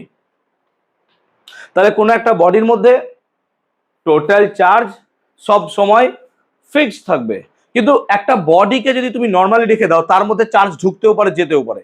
সেই জন্য আমরা একটা এখানে বিশেষ কথা ইউজ করি, দ্যাট ইজ আইসোলেটেড। আইসোলেটেড কথাটা মানে হচ্ছে না তো বিচ্ছিন্ন, মানে কোনো জায়গা থেকে সে বিচ্ছিন্ন আছে, সব জায়গা থেকে 50টা স্টুডেন্টের মাঝে সে একাই বসে আছে ক্লাসে, কেউ তার সাথে কথা বলছে না, সো বিচ্ছিন্ন, আইসোলেটেড। তারা জীবনে উন্নতি করে নেবে, আইসোলেটেড, আইসোলেটেড থাকে সে জীবনে। তো আইসোলেটেড থাকার জন্য তাকে কেউ ম্যানিপুলেট করতে পারে না, he or she can not be manipulated. So basically এটা হচ্ছে প্রপার্টি, যে for an isolated system the net charge of the system remains constant. Total charge ওই বডির আইসোলেটেড সিস্টেমে কি থাকবে? স্থির থাকবে, চেঞ্জ হবে না। যেমন ধরো আমরা যদি এটাকে একটা উদাহরণ স্বরূপ নিই, রূপসা আর শ্রুতি আমাদের খুব ভালো বন্ধু, সবসময় পাশাপাশি বসে, এদের দুটোকে ধরো, যে এদের বুদ্ধির কথা পাবো, যে আমি ধরে নিচ্ছি শ্রুতির মধ্যে 8 বুদ্ধি আছে, 8 অ্যামাউন্ট অফ বুদ্ধি, আমি 8 ধরছি, একটা জাস্ট ইউনিট হিসেবে, উচিত নয়, বাট ওর মধ্যে আমি রূপসার মধ্যে একটু কম ধরে নিচ্ছি 6, তাহলে 8 আর 6 টোটাল 14 আছে। এবার যদি রূপসা তার কিছু বুদ্ধি কাকে দেয়? শ্রুতিকে দেয়। যদি বাইরে থেকে কোনো এক্সট্রা বুদ্ধি তাদের মধ্যে না যায়, তাহলে তাদের টোটাল বুদ্ধি কিন্তু 14 অল টাইমই থাকবে। এবার রূপসা যদি 6টার মধ্যে থেকে একটা শ্রুতিকে দিয়ে দেয়, তাহলে শ্রুতির 1 বাড়লো 9, কিন্তু ওর 1 কমলো 5, টোটালটা কিন্তু সবসময় 14ই থাকবে। তার মানে কনজারভেশন এখানে হবে কত? চার্জের, যে চার্জ তোমার যতটা আগে ছিল ইনিশিয়াল চার্জ আর ফাইনাল চার্জ অলওয়েজ কি থাকবে? Same same. তাহলে ইনিশিয়াল আর ফাইনাল চার্জ সবসময় কি থাকবে? একই থাকবে। এখানে টোটাল চার্জ অলওয়েজ সেম থাকবে। যেমন দেখো ট্রান্সফারেশন অফ চার্জ হচ্ছে, তুমি দেখতে পাচ্ছ একটা ইলেকট্রন, 2টো ইলেকট্রন, 3টে ইলেকট্রন ট্রান্সফার হচ্ছে, কিন্তু কখনো আমরা এটা বলতে পারবো না যে এখানে নতুন চার্জ আবার তৈরি হয়ে যাচ্ছে, অ্যাকুমুলেট করছে, এরকম হচ্ছে না। আর একটা বিশেষ কথা এখানে দেখার আছে, কি দেখো, দেখো যে চার্জগুলো যাচ্ছে, এগুলো ইলেকট্রনের দেখো মাল্টিপ্লিকেশন আকারে যাচ্ছে, একটা ইলেকট্রন, 2টো ইলেকট্রন, 3টে ইলেকট্রন। এখান থেকে একটা অবজারভেশন আসতে পারে যে কোনো একটা চার্জ কি তাহলে ফ্র্যাকশনে আসতে পারে না? মানে কোন একটা বডির চার্জ ইলেকট্রনিক চার্জের 1.5, 1.5 খানা ইলেকট্রনের মতো। So fraction of charge possible? No, it's not possible. কেন ফ্র্যাকশন অফ চার্জ পসিবল নয়? দেখো ফ্র্যাকশন অফ চার্জ পসিবল এই কারণে নয়, কারণ তুমি ইলেকট্রনকে ভেঙে 2 টুকরো করতে পারবে না। 2 টুকরো করে একটা ইলেকট্রনের হাফ তোমাকে দিলাম, একটা ইলেকট্রনের হাফ আমি রেখে দিলাম, ইটস নট পসিবল। যেমন আমাদের মার্কেটে যে টাকাটা সার্কুলেট করছে, তার মধ্যে সব থেকে লিস্ট টাকা যেটা সার্কুলেট করছে সেটা হচ্ছে 1 টাকা। 1 টাকা সব থেকে লিস্ট। এবার আমি যদি কোনো একটা জায়গায় গিয়ে দেখি যে আমার কাছে 2.5 টাকা বিল হয়েছে 2.5 রুপিস, তাহলে 2.5 রুপিস দেওয়ার মতো ক্যাপাবিলিটি আমার মধ্যে নেই, কারণ 0.5 পয়সা তো নেই। তো যেহেতু মার্কেটে 0.5 পয়সা ফিজিক্যালি নেই, তোমার এতে হতে পারে গুগল পেতে হতে পারে, ফিজিক্যালি তো 0.5 পয়সা নাই। তো যেহেতু 0.5 টাকা নাই, সেই জন্য আমাকে আইদার 2 আসতে হবে না হয় 3 আসতে হবে। যেমন তোমরা বোর্ডের তত্ত্বে পড়েছো যে ইলেকট্রন গুলো যে কোনো কক্ষপথে থাকতে পারে না, নির্দিষ্ট ডিসক্রিট কতগুলো সংখ্যাযুক্ত কক্ষপথে থাকতে পারে, দ্যাট ইজ n = 1 2 3 4 5। কখনো এরকম ভাবতে পারবে না যে 1.5 সংখ্যক পজিশন যেখানে আছে সেখানে একটা ইলেকট্রন আছে, নো ইটস নট পসিবল, হবে না, এটা বাই নেচার অ্যালাউ করেনি। তাহলে এখানেও তাই হচ্ছে যে যেহেতু সব থেকে কম ক্ষুদ্রতম আধানের একক হচ্ছে ইলেকট্রন, সো ইলেকট্রনিক চার্জই সবসময় এক জায়গা থেকে অন্য জায়গায় যাবে, আমরা ইলেকট্রনকে কাটতে পারবো না, সেজন্য এখানে কি হবে, ফ্র্যাকশন অফ চার্জ কোনোদিনই যাতায়াত করতে পারবে না। So transferable charge should be always কি মানে মাল্টিপল বা ইন্টিজার অফ ইলেকট্রনিক চার্জ। আমি কি বলতে পারলাম জিনিসটা? তাহলে আমরা এখান থেকে একটা কথা কি বলতে পারছি, যে এই পয়েন্টটাকে নিয়ে আমরা একটু আলোচনা করতে যাচ্ছি, যেটা আমরা এখনই বললাম যে charge can be transferred only in integer multiple of charge, মানে ইলেকট্রনিক চার্জের ইন্টিজার মাল্টিপল। ইন্টিজার মাল্টিপল মানে 1 2 3 4 5 6 7, যেটা তোমাদের বোর্ডের তত্ত্বেও ছিল যে কোয়ান্টাম যে স্টেট গুলো ছিল সেগুলো সব ইন্টিজার, 1 2 প্রিন্সিপাল কোয়ান্টাম নাম্বার। তাহলে এখানেও তাই যে চার্জ কোন একটা বডিতে ইন্টিজার মাল্টিপল আকারে যাবে। ইন্টিজার মাল্টিপল মানে 1 2 3 4 5 6 7 8 করে যাবে ভাই, অর্থাৎ তুমি কখনো 1.5 খানা ইলেকট্রন দিতে পারবে না। সেই জন্য কোন একটা বডির চার্জ, এই যে এটা কত 1.6 ইন্টু 10⁻⁻19, এটা পসিবল, হ্যাঁ স্যার পসিবল। 3.2 ইন্টু 10⁻⁻19 পসিবল, হ্যাঁ স্যার পসিবল। 4.8, এগুলো দেখো মাল্টিপল 2 মাল্টিপল 3 এইভাবে পসিবল। কিন্তু তুমি এখন আন করে একটা বলে দিলে 1.5 গুণ করে, ওই চার্জ কি পসিবল না? পসিবল নয়। তাহলে সব সময় এটা মাথায় রাখতে হবে যে কোন একটা বডির মধ্যে যে চার্জ আছে সেটা কি হবে, ইলেকট্রনিক চার্জের মাল্টিপ্লিকেশন। 2 3 4 5 যাই হোক, ইলেকট্রনিক চার্জের এইটাকে আমরা একটা বিশেষ নাম দেবো, that is called quantization of charge. কেন কোয়ান্টাইজেশন? কারণ বোর্ডের তত্ত্বও ছিল আমাদের কোয়ান্টাইজড, কক্ষপথগুলো ছিল কোয়ান্টাইজড। কোয়ান্টাইজড মানে কি? কোয়ান্টা, কোয়ান্টা মানে কি যে 1 2 3 4 গোটা গোটা সংখ্যা নেব আমরা, এখানে কখনো ফ্র্যাকশন নেব না। সো বেসিক্যালি আমরা যখন এখানে ফ্র্যাকশন নেব না, charge itself should be quantized. Charge quantized মানে কি, চার্জ সব সময় গোটা গোটা আকারে যাবে, একটা ইলেকট্রন, দুটো ইলেকট্রন, তিনটে ইলেকট্রন, আমরা কখনো ফ্র্যাকশন অফ ইলেকট্রন দিতে পারবো না। সো আমরা এখান থেকে একটা ইম্পর্টেন্ট তথ্য পেলাম যে চার্জ ইজ কোয়ান্টাইজড। এটাকে বলা হয় কোয়ান্টাইজেশন অফ চার্জ, এর বাংলা হয় না, এটাই বাংলা, কোয়ান্টাইজেশন অফ চার্জ, আধানের কোয়ান্টাইজেশন। কোয়ান্টাইজেশন মানে কি? সিম্পল কথা, গোটা গোটা যাবে, তাই না? তুমি যদি কারোর হাত চাও যে পাপা আপকি বেটি কাম হাত মুঝে দে, তো গোটা বেটি গায়ে লাগবে তোমার, না শুধু হাতটা কেটে নিলবা। বাপ যদি আমার মতো হয় যে হাত কেটে নিয়ে চলে যা, বিটি আমার কাছে থাক, ওরম হবে না, গোটাই নিয়ে যেতে হবে। সো অ্যাকচুয়ালি গোটা ইলেকট্রনটাকেই তোমাকে নিতে হবে। এখন তাহলে একটা কোয়েশ্চেন এখানে রেজ করতে পারে, তাহলে ইউনিভার্স কি ফ্র্যাকশন অফ চার্জ অ্যালাউই করেনি? ইউনিভার্স কি ফ্র্যাকশন অফ চার্জ অ্যালাউই করেনি? না, ফ্র্যাকশন অফ চার্জ আছে, অ্যালাউড আছে, বাট সেটা তুমি চোখে দেখতে পারবে না, বুঝতে পারবে না। কি করে? তাদেরকে একটা এলিমেন্টারি পার্টিকেল বলা হয়, that is called quark. They are called quark. So আমরা এখানে বারবার বলছি যে কোন একটা বডি থেকে আরেকটা বডিতে যে ইলেকট্রন যাচ্ছে, দ্যাট মিনস সেখানে কিছু ইলেকট্রন ট্রাভেল করছে। ধরো এখান থেকে এন খানা ইলেকট্রন যদি এখানে চলে আসে, তাহলে অবভিয়াসলি এর চার্জ হবে স্যার মাইনাস এনি, হ্যাঁ না বলবে, আর এর চার্জ কত হবে স্যার? Plus any. তার মানে দেখো এনটা সব সময় 1 2 3 4 5 6 হতে হবে। এটাই হচ্ছে কি কোয়ান্টাইজেশন অফ চার্জ, এবং একটা ফর্মুলা এখান থেকে পাবো, কিউ সমান কত হবে? এনি, যে এর মধ্যে টোটাল চার্জ কিউ সমান এনি। তাহলে আমরা যদি ফ্র্যাকশন অফ চার্জ দেখতে চাই, যেমন দেখো এটা half of electron, 3/4 electron, 5/7 electron, এরকম, তাহলে কি হতে পারে? হ্যাঁ হতে পারে, হতে পারে, ইটস পসিবল। পসিবল কোথায়? Inside an electron. আমরা যদি একটা ইলেকট্রনকে দেখতে চাই, তাহলে ইলেকট্রনকে দেখবো আমরা মোটামুটি 3টে কোয়ার্ক দিয়ে তৈরি। এই 3টে কোয়ার্ককে যদি হিসাব করো, তাহলে এদের দেখো ফ্র্যাকশনে চার্জ থাকবে। ধরে নাও সবকটাই 3 সমান, আমি ধরার কথা বলছি, তাহলে 3টের ফ্র্যাকশন কত হবে? 1/3e 1/3e 1/3, আমি কথা মানে বলছি। দেখো ফ্র্যাকশন অফ চার্জ তো পসিবল। তার মানে আমরা যে কোয়ার্কের কথা বলছি, কোয়ার্ক, সেই কোয়ার্কের মধ্যে কিন্তু ফ্র্যাকশন অফ চার্জ পসিবল। হ্যাঁ পসিবল। তাহলে এতক্ষণ ধরে আপনি কেন এই কথা বললেন যে পসিবল নয়? কারণ কি, তুমি যখন লেনদেনের কথা বলবে তখন একটা কোয়ার্ককে কাউকে দিতে পারবে না। মানে আমি কথা মানে বলছি, ধরো এখান থেকে একটা কোয়ার্ককে আমি বার করে নিয়ে চলেও এলাম, তাহলে এই কোয়ার্ক অটোমেটিক ডিসইন্টিগ্রেট হয়ে যাবে, থাকবে না। কোয়ার্ক ইলেকট্রনের ভেতরে আছে, ওকে বাইরে নিয়ে আসতে পারবে না। সো যেহেতু বাইরে নিয়ে আসার এখনো কোনো রকম পসিবিলিটি নাই, আমরা পারছি না, সেই জন্য আমরা এখন বলবো কি ইলেকট্রনিক চার্জ কখনো ফ্র্যাকশনে যাবে না। যদি আমি তোমাকে কোনো একটা কোয়ার্ক দিতে পারতাম তাহলে তোমার চার্জ তখন কিছু হয়ে যেত, ফ্র্যাকশনে চলে আসতো, তখন তোমার চার্জ ফ্র্যাকশনে চলে আসতো। কিন্তু আমরা কোয়ার্ক কাউকে দিতেই পারবো না, সো কোয়ার্ক নিয়ে আমরা পড়াশোনা করবো না। এই কোয়ার্ক নিয়ে পড়াশোনা আমাদের বাইরে থাকবে, আমরা এখানে ফোকাস করব। যেহেতু যেটা পসিবলই করতে পারবো না সেটা নিয়ে পড়াশোনা করে কোনো লাভ নাই। তো বেসিক্যালি আমরা কি বলছি, কোনো একটা বডি থেকে আমাদের কি হবে, যতগুলো চার্জ যাবে সেটা ইলেকট্রনের গুণফল হবে। একটা, দুটো, তিনটে, চারটে, পাঁচটা, ছটা, এরকম ভাবে ইলেকট্রনিক গুণফল আকারে যাবে। আই হোপ সকলকে ক্লিয়ার করতে পেরেছি। এখানে একটা সিম্পল এক্সপেরিমেন্ট দেখানো আছে, তোমরা দেখতে পারো যে সম আধান পরস্পরকে কি করছে, বিকর্ষণ করছে, আর বিপরীত আধান পরস্পরকে অ্যাট্রাক্ট করছে। সো অপোজিট অলওয়েজ কি করে, অ্যাট্রাক্ট করে, আর সেম সবসময় কি করে, রিপেল করে। সেম চার্জকে আমরা বলি লাইক চার্জ, আর বিপরীত আধানকে আমরা বলি আনলাইক চার্জ।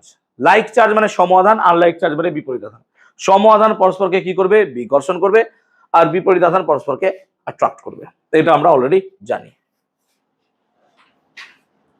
আমরা প্রপার্টিজ অফ চার্জের মধ্যে কোন একটা আইসোলেটেড টোটাল চার্জ যদি দেখতে চাই, তাহলে প্রপার্টিজ অফ চার্জের মধ্যে আমরা প্রথম যে জিনিসটা দেখব, যে চার্জকে নর্মালি যোগ করে দেওয়া যায়, এর কোনো ডাইরেকশনই নাই। যেহেতু এর কোনো ডাইরেকশন নাই এবং সে ভেক্টর অ্যালজেব্রা মানে না, নর্মাল অ্যারিথমেটিক যোগফল মেনে চলে, তাই এটাকে আমরা বলছি স্কেলার কোয়ান্টিটি।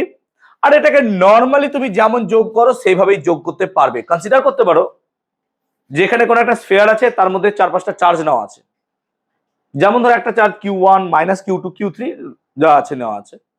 তো এর মধ্যে টোটাল চার্জ কি হবে, সবগুলোর যোগফল হবে। আমাকে এখানে সাইন গুলোকেও ধরতে হবে, মানে এখানে মাইনাস থাকলে মাইনাস, প্লাস থাকলে প্লাস, যেমন ছোটবেলায় শিখেছো। যেমন একটা উদাহরণ দিচ্ছি, যদি Q1 2 কুলম হয়, Q1 2 coulomb, Q2 4 coulomb, Q3 2 coulomb, আর Q4 -1, Q5 -3, তাহলে টোটাল কত হবে, 2 4 6 আর 2 8 -3 5 -1 4। সিম্পল, প্লাস মাইনাস করে যা হবে সেটা তোমার উত্তর। তাহলে এইটা হচ্ছে টোটাল চার্জকে আমরা নর্মালি যোগ করে নিতে পারবো। এক্ষেত্রে কোনো ডাইরেকশন ম্যাটার করবে না, কিছু ম্যাটার করবে না, সিম্পল তুমি যোগ করে নাও, বিকজ এটা অ্যাডিটিভ বাই নেচার এবং এটা স্কেলার কোয়ান্টিটি হওয়ার জন্য এটার উপর কোনো রকমের আলাদা রুলস ফলো হবে না।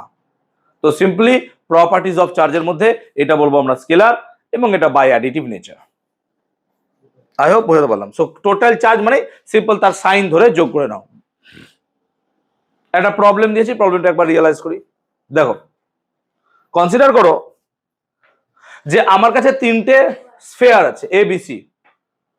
এর আধান কত না, তো স্যার 2 কুলম, বি এর আধান কত 3 কুলম, আর সি এর আধান কত -1 কুলম। তাহলে ABC তিনটি দেখো, +2 +3 -1। আমি এর মধ্যে কিছু একটা তো করলাম, কি করলাম জানি না, কিছু একটা করলাম যাতে করে এদের চার্জগুলো দেখো গন্ডগোল হয়ে গেছে।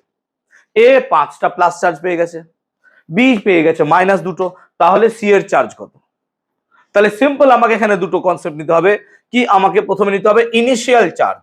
ইনিশিয়াল চার্জ মানে এখানে চার্জ, ইনিশিয়াল চার্জ কত হবে স্যার, না তো +2 +3 -1, ঠিক বললাম নিশ্চয়ই। আর ফাইনাল চার্জ কত হবে, না তো final charge should be like this, +5 -2, আর এটা কত, এটাকে আমরা x ধরে নিই, +x।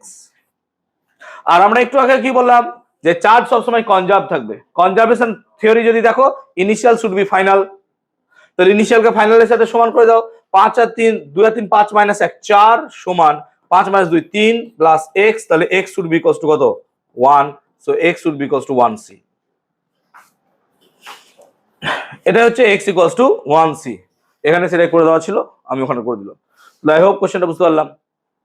So conservation of charge দিয়ে আমরা নর্মালি কোশ্চেনটাকে রিয়েলাইজ করলাম যে হ্যাঁ, আমরা মোটামুটি কিউ টোটাল বা কনজারভেশন থিওরি দিয়ে টোটাল চার্জকে বার করতে পারবো। ক্লিয়ার হয়েছে ব্যাপারটা? এটা তারই সলিউশন ছিল। আমরা চার্জ আর মাসকে নিয়ে একটু আলোচনা করব। আমরা বারবার বললাম যে কোনো জায়গায় মাস নাই মানে তুমি ভাববাই না সেখানে চার্জ আছে, কারণ কি আমরা বললাম চার্জ মানে তো ইলেকট্রন প্রোটন অ্যাকচুয়ালি। তাহলে কোনো জায়গায় মাস নাই মানে সেখানে চার্জ নাই, মানে চার্জ থাকতে হলে সেখানে বেসিক রিকোয়ারমেন্ট হচ্ছে মাস। আমরা যদি মাস আর চার্জকে নিয়ে কম্পেয়ার করি তাহলে দেখো দুটোই তো প্রথম কথা স্কেলার কোয়ান্টিটি। স্কেলার কোয়ান্টিটি মানে এদের দুটোই নর্মাল যোগফল হয়ে যায়। আর কি যে excerpt force on the bodies at a distance, যেমন ধরো যদি প্লাস মাইনাস দেখো এরা পরস্পরকে আকর্ষণ করবে, আবার দেখো প্লাস প্লাস হলে এরা পরস্পরকে বিকর্ষণ করবে, অর্থাৎ দুটো চার্জ পরস্পরকে ফোর্স দেয়। আমরা প্রথমেই এটা বলেছি যে চার্জ হচ্ছে এমন একটা এন্টিটি যে আরেকজনকে অ্যাট্রাক্ট করতে পারে, বাকি করতে পারে, রিপেল করতে পারে। এটা হচ্ছে বেসিক প্রপার্টি। তেমনি দেখো গ্র্যাভিটেশনে তোমরা পড়েছো যে কোনো বডি তার মাস আছে তারা পরস্পরকে কি করবে, অলওয়েজ অ্যাট্রাক্ট করবে। তাহলে মাসও একে অপরের উপর একটা ফোর্স অ্যাপ্লাই করতে পারে, চার্জও একে অপরের উপর একটা ফোর্স অ্যাপ্লাই করতে পারে। এটা হচ্ছে তাদের সিমিলার প্রপার্টিজ। আর এগুলো হচ্ছে কি ইন্ট্রিনসিক প্রপার্টিজ অফ ম্যাটার, পদার্থের অভ্যন্তরীণ। তুমি বাইরে থেকে এর মধ্যে ইম্পোজ করনি, এটা নিজে নিজেই একটা মাস জন্মই নিয়েছে কি অন্য একটা মাসকে অ্যাট্রাক্ট করার জন্য, একটা প্লাস চার্জ জন্মই নিয়েছে আর একটা প্লাসকে হেট করার জন্য, রিপেল করার জন্য। তাহলে এইভাবে ভাবো যে এটা হচ্ছে ইন্ট্রিনসিক ম্যাটার, আমরা বাইরে থেকে এটাকে প্রভাব করছি না, ও নিজে নিজেই তৈরি হচ্ছে। So charge can not exist without mass, এটা তো আমরা এক্ষুনি বললাম, বিকজ ইলেকট্রন। আমরা একটু আগে বলছি যে ইলেকট্রনিক চার্জই হচ্ছে কোনো জায়গায় যাচ্ছে, তো কোনো জায়গায় ইলেকট্রন যাতায়াত করা মানেই সেখানে মাস আছে কত, 9.11 × 10⁻³ কেজি। তো বেসিক্যালি আমরা কোনো জায়গায় মাস নাই, আমরা সেখানে চার্জ পাবো না। But mass can exist with zero net charge. দেখো নেট চার্জ আর চার্জের মধ্যে পার্থক্য বুঝো, আগেই বুঝালাম। নেট চার্জ মানে কি, বলছে মাস থাকতে পারে কিন্তু নেট চার্জ জিরো। আমি একটা সোডিয়াম অ্যাটমের কথা বলছি, এর নেট চার্জ তো জিরো, এর নেট চার্জ জিরো, কিন্তু এর মাস আছে। হ্যাঁ স্যার মাস আছে, সোডিয়ামের মাস 23 স্যার, কিন্তু এর মধ্যে কি চার্জ নাই? আরে ভাই আছে, 11টা প্রোটন আছে আর কি আছে, 11টা ইলেকট্রন আছে, চার্জ আছে, বাট নেট চার্জ নাই। আমি একটু আগে তোমাদেরকে সেটাই উদাহরণ দিলাম অ্যাক্সিলারেশন দিয়ে, যে নেট চার্জ আর চার্জের মধ্যে পার্থক্য বোঝো। কোন জায়গায় net charge that means total charge, এর টোটাল চার্জ তো জিরোই, কিন্তু এর মধ্যে চার্জ নেই, এ কথা বলা ভুল। চার্জ আছে রে ভাই, আমরা দেখতে পাচ্ছি চার্জ নাই কারণ কেটে কুটে জিরো হয়ে গেছে। যেমন তোমার মধ্যে, তোমার জায়গায় তুমি যেখানে বসে আছো সেখানে কি তোমার উপর কোনো ফোর্স কাজ করছে না? করছে, কেটে জিরো হয়ে যাচ্ছে বলে আমি চুপচাপ বসে আছি। ফোর্স যদি উপর দিকে কাজ করতো আমি উপরে চলে যেতাম, নিচে কাজ করে নিচে ঢুকে যেতাম, বাস সিম্পল কথা। বুঝতে পারছি ব্যাপারটা? তাহলে এই প্রপার্টি গুলো আমরা দুটো মাথায় রাখবো। সো আই হোপ ক্লিয়ার করাতে পেরেছি দুটো জিনিসই। এখন চার্জের সাথে মাসের একটা বেসিক ডিফারেন্সও আছে। বেসিক ডিফারেন্সটা কি দেখো, মাস ক্যান নেভার বি নেগেটিভ, ঋণাত্মক মানে ভর, এটা কোনোদিন আমরা শুনিনি আজ পর্যন্ত। মাস শুড বি অলওয়েজ পজিটিভ, আমরা যতদূর পড়াশোনা করবো ততদূর মাস অলওয়েজ পজিটিভই হবে। কিন্তু দেখো চার্জ পজিটিভ নেগেটিভ হবে, এই পজিটিভ নেগেটিভ দু রকমের চার্জ, এটা প্রথম ধারণা দিয়েছিলেন বিজ্ঞানী বেঞ্জামিন ফ্র্যাঙ্কলিন। বিজ্ঞানী বেঞ্জামিন ফ্র্যাঙ্কলিন, বানান ভুল লিখলে সরি, ঠিক আছে। তো বেঞ্জামিন ফ্র্যাঙ্কলিন প্রথম দেখিয়েছিলেন যে চার্জ দু প্রকারের, একটা পজিটিভ চার্জ আর একটা হচ্ছে negative charge, but mass always should be positive. Mass কোনদিন নেগেটিভ হবেই না, mass should be always positive. আর কি গ্র্যাভিটেশনাল ফোর্স থেকে দেখেছি মাস সব সময় কি করে, অ্যাট্রাক্ট করে, এটা কোনোদিনও রিপেল করবে না, বিকর্ষণ করবে না। কিন্তু লাইক চার্জ একে অপরকে কি করে, রিপেল করে, আর আনলাইক চার্জ একে অপরকে কি করে, অ্যাট্রাক্ট করে। তো এখানে অ্যাট্রাকশন রিপালশন দুটোই হয়, কিন্তু মাসের মধ্যে অলওয়েজ অ্যাট্রাকশন হবে, এখানে রিপালশনের অস্তিত্বই নাই। সো এটা অলওয়েজ অ্যাট্রাক্ট করবে, এটা অলওয়েজ রিপালশন করবে, অ্যাট্রাকশনও করতে পারে। এই হচ্ছে basic difference. It's like father mother relation, তোমার সাথে বাবা মার সম্পর্ক কি, অলওয়েজ তোমাকে ভালোই বাসবে, তোমাকে কোনোদিনও তোমার ক্ষতি চাইবে না। আর এটা রিলেশন বি লাইক ফ্রেন্ডশিপ, তোমাকে কখনো ক্ষতিও করবে, দূরে সরিয়ে দিবে, রিপালশন করবে, আবার কখনো কাছেও টেনে নেবে। আই বন্ধু তোর থেকে, তোর তুই ছাড়া আমার জীবনে কেউ নাই, পরের মোমেন্টে অন্য আরেকজনকেও বলছে তুই ছাড়া বন্ধু আমার জীবনে কেউ নাই। So there will be some differences. I hope বোঝাতে পেরেছি সবাইকে, হারে হারে বুঝছো অনেকেই। তো ক্লিয়ার হয়েছে কনসেপ্টটা, বুঝতে পেরেছি। চলো, ভেলোসিটির সাথে মাস এবং চার্জের ডিফারেন্স বা ডিপেন্ডেন্সি। দেখো তুমি কোন একটা বডিকে যতই ভেলোসিটি নিয়ে যাও, চার্জ তার চেঞ্জ হবে না। So charge is independent of velocity, অর্থাৎ তুমি একটা বডিকে যত বেগে দৌড় করাও তার চার্জের কিচ্ছু চেঞ্জ হবে না। অর্থাৎ চার্জ কমপ্লিটলি মাস ইন্ডিপেন্ডেন্ট, মাসের উপর ডিপেন্ডই করে না চার্জ। অর্থাৎ আধান কোনোদিনই ভরের উপর নির্ভর, বেগের উপর নির্ভর করে না। যদি তাই হতো তাহলে কোনো একটা বডিকে ভেলোসিটি বাড়িয়ে তার চার্জ বাড়াতে পারতাম, তার অনেক ঘটনা আমরা দেখতে পেতাম, ইলেকট্রোম্যাগনেটিজমে তার গুরুত্ব অনেক বেশি হয়ে যেত, কিন্তু অ্যাকচুয়ালি ডিপেন্ড করে না। কিন্তু মাস ভেলোসিটির উপর ডিপেন্ড করে। আমরা একটু আগে ইলেকট্রনের রেস্ট মাসের কথা বলছিলাম, যদি তোমাদের মনে পড়ে। রেস্ট মাসটা কি? দেখো, ইলেকট্রন যে বোর রেডিয়াসে ঘুরে বেড়াচ্ছে, বোর রেডিয়াস নিশ্চয়ই বুঝো 0.53 অ্যাংস্ট্রম, ওই বোর রেডিয়াসে ঘুরে বেড়াচ্ছে, তাতে একটা ইলেকট্রনের ভেলোসিটি কিন্তু c/137 হয়, অর্থাৎ আলোর বেগের 137 টাইমস, 1/137 টাইমস। তার মানে আমরা ইলেকট্রনের যে মাসটা দেখি সেটা আলোর বেগের কাছাকাছি চলছে সেই মাস দেখছি। কিন্তু অ্যাকর্ডিং টু বিজ্ঞানী আইনস্টাইন, যে কোনো একটা বডির যদি velocity comparable to the velocity of the light হয়, অর্থাৎ আলোর বেগের কাছাকাছি হয় বা সমতুল্য হয়, তাহলে তার মাস কিন্তু স্থির থাকে না, দ্যাট চেঞ্জেস। কি করে? m = m0/√1 - v²/c² এর ফর্মুলা দ্বারা।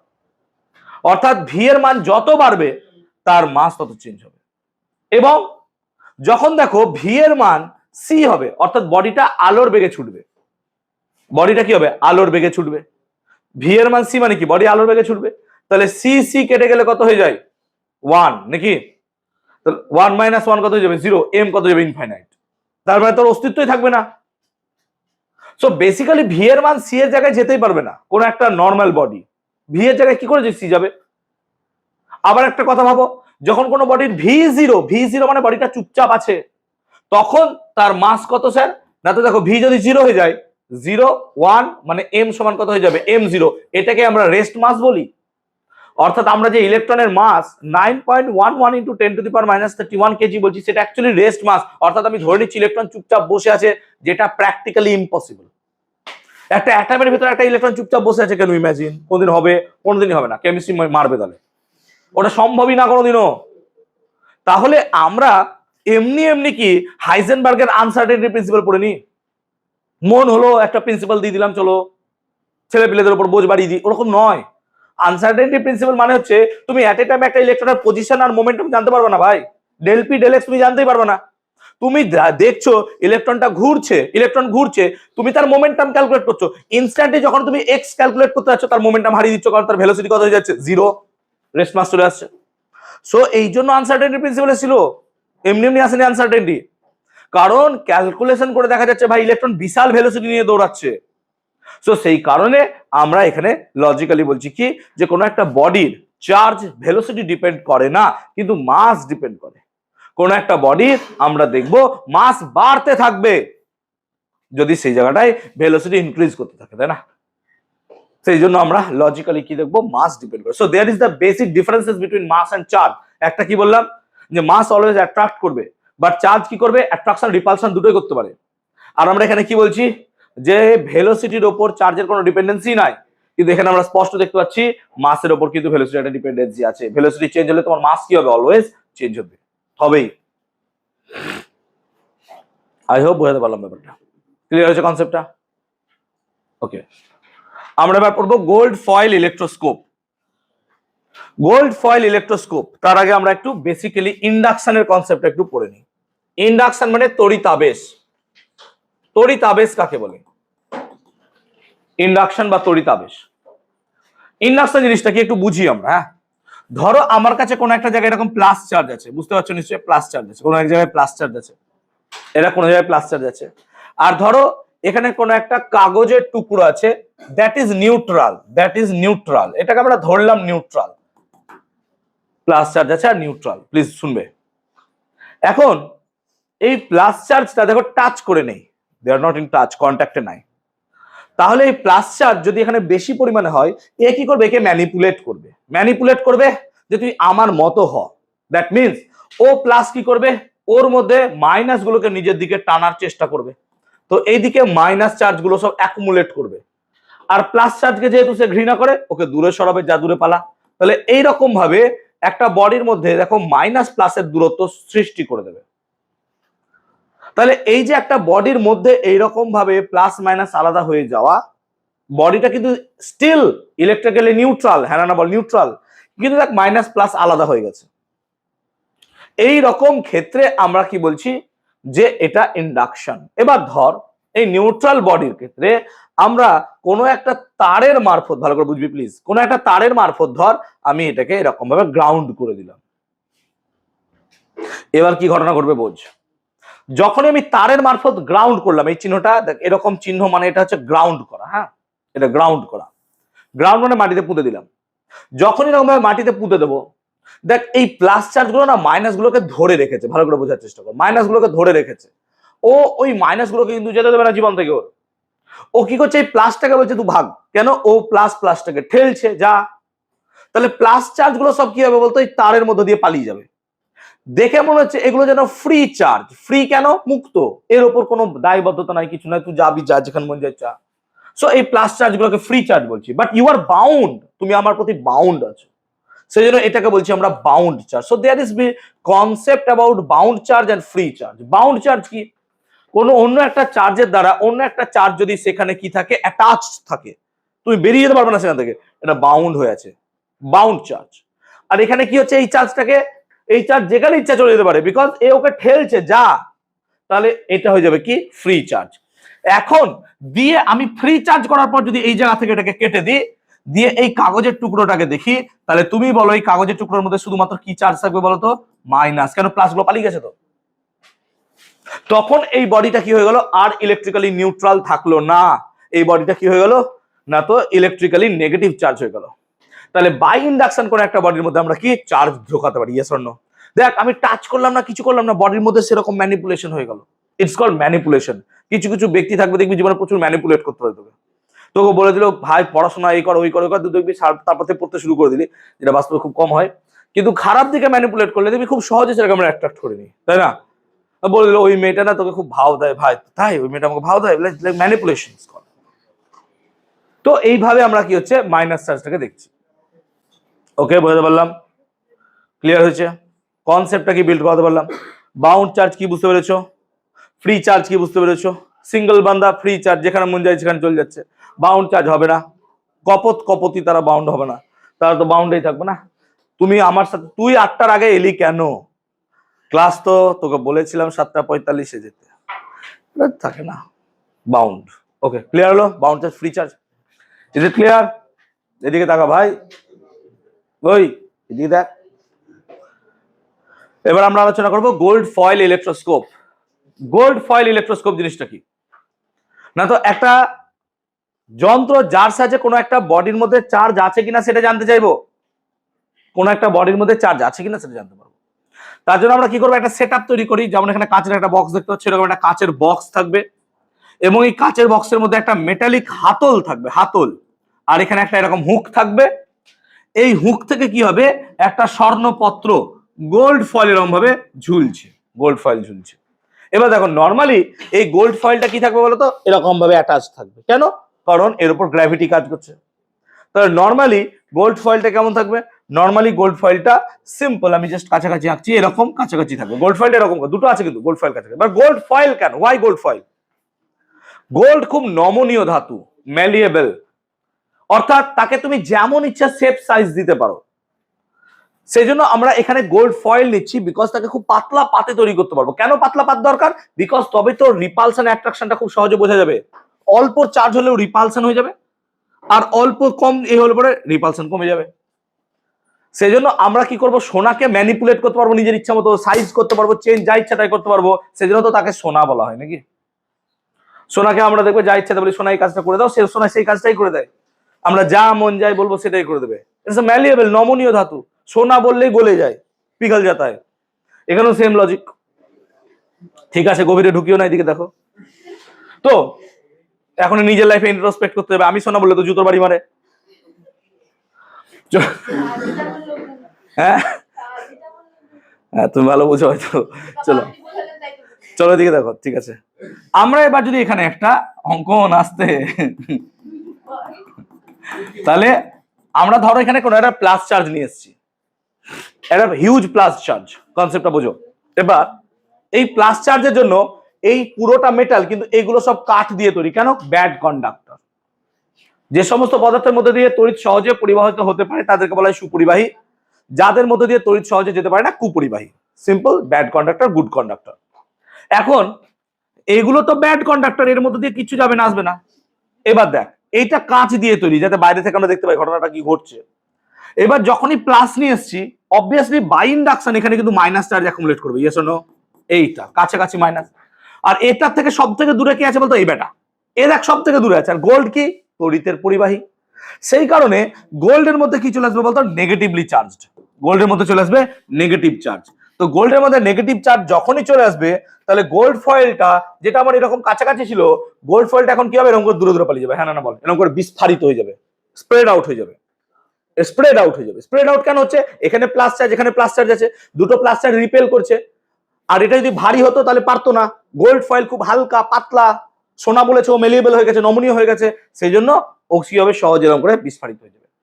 তাহলে যদি আমরা প্লাস চার্জ না আনতাম, যদি একটা নিউট্রাল চার্জ আনতাম, ও কোনোদিনও ইন্ডাকশন হতোই না, তাহলে এটা কোনোদিনও বিস্ফোরণ দেখতেই পেতাম না, এক্সপানশন। সেই কারণে নিউট্রাল বডি হলে কিছুই হবে না, পজিটিভ বডি হলে এরকম ভাবে ফাঁক হয়ে যাবে, তাই না? লজিক্যালি। সো বেসিক্যালি এইভাবে আমরা কোনো একটা বডির মধ্যে চার্জ আছে কিনা সেটা জানতে পারবো by the instrument call electroscope, আর এটাকে গোল্ড ফয়েল বলা হয়। যদি কোশ্চেন হয় গোল্ড ফয়েল ইলেকট্রোস্কোপ, আগে আসতো ব্রড কোশ্চেন, কেন গোল্ড নেওয়া হয় তার কারণটা বললাম।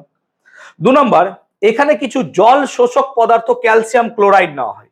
কেন ক্যালসিয়াম ক্লোরাইড না হয়? কারণ এখানে যে জল থাকবে সেগুলোকে এটা শোষণ করে নিতে পারবে। কারণ কি? যদি জলীয় বাষ্প থাকে তাহলে এক্সপেরিমেন্ট ভালো হয় না। সেই জন্য দেখবে আমরা যেমন চিরুনি দিয়ে চুল আঁচড়াই, শীতকালে সেখানে ভালো মতো এক্সপেরিমেন্ট করে কাগজের টুকরোকে আটকানো যায়। যেমন সোয়েটার যদি আমরা শীতকালে খুলি, তাহলে সেই সোয়েটার খোলার সময় দেখবে চিকচিক করে অনেক সময় আওয়াজ হয়। সেটা শীতকালে হয়, গরমকালে যদি বা পড়বি না, বাট ওরকম। ক্লিয়ার? ক্লিয়ার হলো? তাহলে গোল্ড ফয়েল ইলেকট্রোস্কোপ বুঝতে পারলাম, ইন্ডাকশন বুঝলাম। ইন্ডাকশনের ক্ষেত্রে বাউন্ড চার্জ, ফ্রি চার্জ বুঝতে পেরেছো, পুরো সিচুয়েশনটাকে কভার করতে পেরেছি আমি। বল, তুই তো ভালো বুঝবি, শোনা বল কি হলো না? এইটা ও এটা প্লাস হবে না, সরি সরি আমি মাইনাস লিখেছি, প্লাস হবে, প্লাস হবে। আমি এখানে মাইনাস লিখেছি, এটা প্লাস হবে, খেয়াল করিনি। ঠিক আছে, এটা প্লাস হবে, মাইনাস প্লাস তো opposite. Surface charge density. Surface charge density কাকে বলে? মানে দেখা গেছে যে বিভিন্ন বডির ক্ষেত্রে আমরা যদি কোনো একটা বডিকে চার্জ দিই, সেই চার্জটা কতটা পরিমাণ জমা হবে সেটা তার এরিয়ার উপর ডিপেন্ড করে। এরিয়া মানে ক্ষেত্রফল। এটাকে বলছে সারফেস চার্জ ডেনসিটি, অর্থাৎ আধানের তলমাত্রিক ঘনত্ব। তার থেকে দেখ ইংলিশ বলা অনেক সোজা, আধানের তলমাত্রিক ঘনত্ব, তার থেকে এসসিডি বলা সুবিধা না? Surface charge density. Surface charge density obviously easy ভাই, চলো সে বলে সম্মান করবা বাংলাকে। এবার এটাকে লেখা হয় সিগমা চিহ্ন দ্বারা, সিগমা চিহ্ন দ্বারা। এবং সিগমা মানে হচ্ছে কিউ বাই এ, অর্থাৎ charge by area. So surface charge density মানে হচ্ছে charge by area, charge by area. তাহলে সারফেস চার্জ ডেনসিটি বা আধানের তলমাত্রিক ঘনত্ব মানে আধান বাই ক্ষেত্রফল। একক ক্ষেত্রফলে যতটা আধান থাকবে তাকে বলা হবে তার সারফেস চার্জ ডেনসিটি বা আধানের তলমাত্রিক ঘনত্ব, যতটা পরিমাণ কাজ করবে। একক কি হবে? ইউনিট না তো? ইউনিট দেখো, সিজিএস ইউনিট হবে ইএসইউ পার সেমি স্কোয়ার, আর এসআই ইউনিট হবে coulomb per metre square. ESU আর কুলম্বটা কি রে? আধানের একক। সিজিএস পদ্ধতিতে আধানের একক হচ্ছে ইএসইউ, আর এসআই পদ্ধতিতে হচ্ছে কুলম্ব। 1 কুলম্ব মানে হয় 3 × 10⁹ ইএসইউ। এটাকে আবার অনেক সময় স্ট্যাট কুলম্ব বলে নাকি? ওকে, তাহলে আধানের তলমাত্রিক ঘনত্বের ক্ষেত্রে আমরা সিগমা সমান কিউ বাই এরিয়া দিয়ে গল্পটা দেখলাম। ওকে, তার মানে এরিয়া যত কম হবে চার্জ অ্যাকুমুলেশন, জমা হওয়ার প্রবণতা তত বাড়বে। তার মানে ধর আমি যদি এখানে একটা স্কোয়ার বা রেক্ট্যাঙ্গেল নিই, সব থেকে বেশি চার্জ কোথায় জমা হবে বলতো দেখি? সব থেকে বেশি চার্জ কোথায় জমা হবে? যেখানে এরিয়াটা সব থেকে কম। কোথায় এরিয়া সব থেকে কম? কোনাগুলো নাকি রে? কোনাগুলোতে এরিয়া সব থেকে কম, তার মানে এইরকম সিচুয়েশনে সব থেকে বেশি চার্জ এখানে জমা হবে। এগুলোতে সমান হারে হবে কিন্তু সব থেকে বেশি যেখানে জমা হবে। তার মানে একটা যদি আমি আননোন যে কোনো একটা বডি নিয়ে নিই, তাহলে সব থেকে বেশি চার্জ জমা হবে দেখতে পাচ্ছ এই সুচালো জায়গাটায়, তারপর এখানে হবে, তারপর যেগুলো সুচালো সুচালো আছে সেগুলোতে বেশি বেশি করে জমা হবে। তার মানে সব থেকে বেশি চার্জ এখানে জমা হবে, যেখানে সব থেকে এরিয়া কম সেখানে সব থেকে বেশি চার্জ জমা হবে। এটা হচ্ছে সারফেস চার্জ ডেনসিটি, সারফেসের উপর ডিপেন্ড করে, অর্থাৎ চার্জ সবসময় সারফেসের উপর থাকে। এটার উপর একটা পরীক্ষা করা যেতে পারে। পরীক্ষাটা কি? পরীক্ষাটা হচ্ছে এরকম, ধরো ধরো যে আমার কাছে এরকম একটা স্ফিয়ার আছে, গোলক, এই গোলকটাকে আমি পজিটিভলি চার্জ দিয়ে দিয়েছি, ওকে, আর আমার কাছে আরো দুটো আংটা আছে যেটা এর সাথে পুরোপুরি ফিট হয়ে যায় এরকম ভাবে, মানে গোলকের মধ্যে এরকম করে দিলে পরে পুরো ফিট হয়ে যাবে। এবার আমি কি করলাম, প্লাস চার্জ ছিল আর ওই গোলকটাকে এর মধ্যে ফিট করে দিচ্ছি, এটাকে বুঝতে পারছো, পরের স্টেপ ফিট করে দিলাম। আমি কি করলাম, তারপর ওই গোলক থেকে ওই দুটো পার্টকে আলাদা করে দিলাম। এবার ওই দুটো পার্টকে আলাদা করে রেখেছি। এবার আমি কি করছি, এই জায়গাটার কথা পাবো, এই জায়গাটায় এইটাই এর মধ্যে চার্জ ছিল তো, হ্যাঁ না বলো। এবার আমি কি করছি, ওই গোল্ড ফয়েল ইলেকট্রোস্কোপের কাছে ওই স্ফিয়ারটাকে নিয়ে আসছি, ওই গোল্ড ফয়েল ইলেকট্রোস্কোপের কাছে স্ফিয়ারটাকে নিয়ে আসছি, ওটা নয় স্ফিয়ারটাকে, দেখা যাচ্ছে কোনো চার্জ নাই। তাহলে একটু আগে তার মধ্যে আমি প্লাস চার্জ দিলাম, চার্জ গেল কোথায়? এবার কি করছি, আমি এই দুটো প্যাটাকে নিয়ে যাচ্ছি, এই দুটোকে যখন আমি এখানে নিয়ে আসছি তখন দেখছি এদের মধ্যে চার্জ চলে এসছে। কি করে এলো? তার মানে নিশ্চয়ই এই চার্জটা সারফেসে চলে গেছে, হ্যাঁ না বল। তাহলে যে কোনো চার্জ সব সময় তার সারফেসে থাকবে, এটাই হচ্ছে কি চার্জের একটা বিশেষ বৈশিষ্ট্য, কোনো এরিয়ার অলওয়েজ আপে থাকবে। তাহলে একটা স্ফিয়ার যদি হয় তার চার্জ বাইরে থাকবে, ভেতরে কোনো চার্জ না, ভেতরে কোনো চার্জ নেই, ভেতরে কোনো চার্জই নাই। এটা একটা পরীক্ষা করেছিলেন আমাদের বিজ্ঞানী ফ্যারাডে। ফ্যারাডে প্রজাপতি ধরার জাল, আরে আমাদের এলাকায় না কুত্তা ধরার জালগুলো, যেগুলো মানে এরকম বড় বড় জাল থাকে না, কুত্তা ধরে বেড়ায়, ওগুলো ধর প্রজাপতি ধরে, দেখবি মানে ওইদিকে, ওই দিকে তাকা, তাহলে কুত্তা ধরার জালগুলোর মতো করে ধর, যদি দেখিস তাহলে পরে এরকম হয়, এরকম টাইপের হয়, তাই না, কাইন্ড অফ এরকম টাইপের। এবার এই জাল এর থেকে একটা সুতো বার করে রাখলাম ভেতর দিয়ে বাইরে, ঠিক আছে। এবার এটা একটা জাল নেট।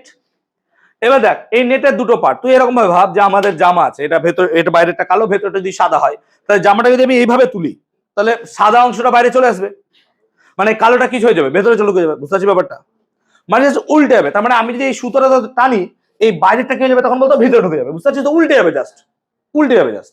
তারপরে তখন ভেতরে সারফেসটা কোথায় চলে আসবে, বাইরে, আর বাইরের সারফেসটা কোথায় চলে যাবে, ভেতরে। এটা গল্প এটা। আমি এটাকে কি করলাম, যে এটাকে ধরলাম সিল্ক দিয়ে বানিয়েছি, আর কাঁচ দিয়ে অসম্ভব লেভেলে ঘষলাম, ঠিক আছে, কাঁচ দিয়ে এটাকে ঘষলাম। এবার সিল্ক আর কাঁচের ঘর্ষণের ফলে এখানে কি হয়, তড়িৎ তৈরি হয়, একটু আগে আমরা দেখেছি। তো তড়িৎ তৈরি হয়ে গেলে পরে এবার এটাকে নিয়ে আমরা কি করছি, এইখানটাতে যাচ্ছি, দিয়ে ওই নেটটাকে নিয়ে দেখছি, হ্যাঁ ভাই চার্জ আছে, কারণ এবারটাই তো দেখতে হবে চার্জ আছে কিনা। তো আমরা বুঝে গেলাম যে এর মধ্যে চার্জ আছে। কিন্তু আমরা ধর এখানটা থেকে একটা প্রোব বানালাম, প্রোব মানে কি, ধর এই হাতল থেকে একটা অংশ এরকম গোল মতো, এর কাছাকাছি যদি আধান আনিস তাহলেও এটা ডিটেক্ট করতে পারবে, বুঝতে পারলি, এটা প্রোব বলে, এটাকে প্রোব বলে, বুঝতে পারছিস তো, এটা প্রোব বলে। তাহলে এর ভেতরে এটাকে ঢোকানো যাবে। তাহলে আমি এই অংশটাকে নিয়ে কি করলাম, এর ভেতরে ভরে দিলাম, দিয়ে দেখছি কোনো আধান নাই। তাহলে কি হলো, বাইরে আধান আছে, ভেতরে আধান নাই। তার মানে ওই প্রোবটাকে নিয়ে যে এর মধ্যে আমি ভরে দিই, তাহলে দেখবো তার মধ্যে কোনো আধান থাকছে না। এটা এক্সপেরিমেন্ট করে দেখছি আমরা, উই আর এক্সপেরিমেন্টিং। এবার আমি কি করলাম, এক কাজ করলাম, তাহলে আমি এই সুতোটাকে যদি টানি তাহলে বাইরের চার্জগুলো এখন কোথায় চলে গেল, ভেতরে চলে গেল, হ্যাঁ না বল, কারণ উল্টে গেল তো। তাহলে বাইরের চার্জটা কোথায় চলে গেল, ভেতরে। দিয়ে এখন আমি কি করছি, আবার ওই প্রোবটাকে এনে এর মধ্যে ভরে দিচ্ছি। তার মানে কি, এখন লজিক্যালি চার্জগুলো কোথায় আছে, ভেতরে আছে। আবার প্রোব এনে ভেতরে ভরছি, দেখছি চার্জ আবার নাই, চার্জ কোথায় চলে গেছে, আবার বাইরের সারফেসে চলে গেছে। মানে charge always tend to remain in the outer surface, charge সব সময় বাইরের সারফেসে থাকবে, ও বেটা ভেতরের সারফেসে থাকবে না। তার মানে আমরা যদি কোনো একটা এরকম ছিদ্র টাইপের নিয়ে নিই আর এখানে প্লাস কিছু চার্জ ভরে দিই, তাহলে এর ভেতরের সারাউন্ডিংসে কোনো চার্জ থাকবে না, ও বাইরের সারাউন্ডিংসে চার্জ থাকবে ভেতরের দিকে। কিন্তু ভেতরের দিকে কি চার্জ থাকবেই না। দেখা যায় অনেক সময় বাই ইন্ডাকশন আধানের জন্য এখানে ঋণাত্মক চার্জ থাকতে পারে, কিন্তু সব চার্জ কিন্তু কোথায় থাকবে, বাইরে। তো অলওয়েজ মাথায় রাখবা, চার্জ আউটার সারফেসে থাকে, কোনোদিনও ইনার সারফেসে চার্জ থাকবে না।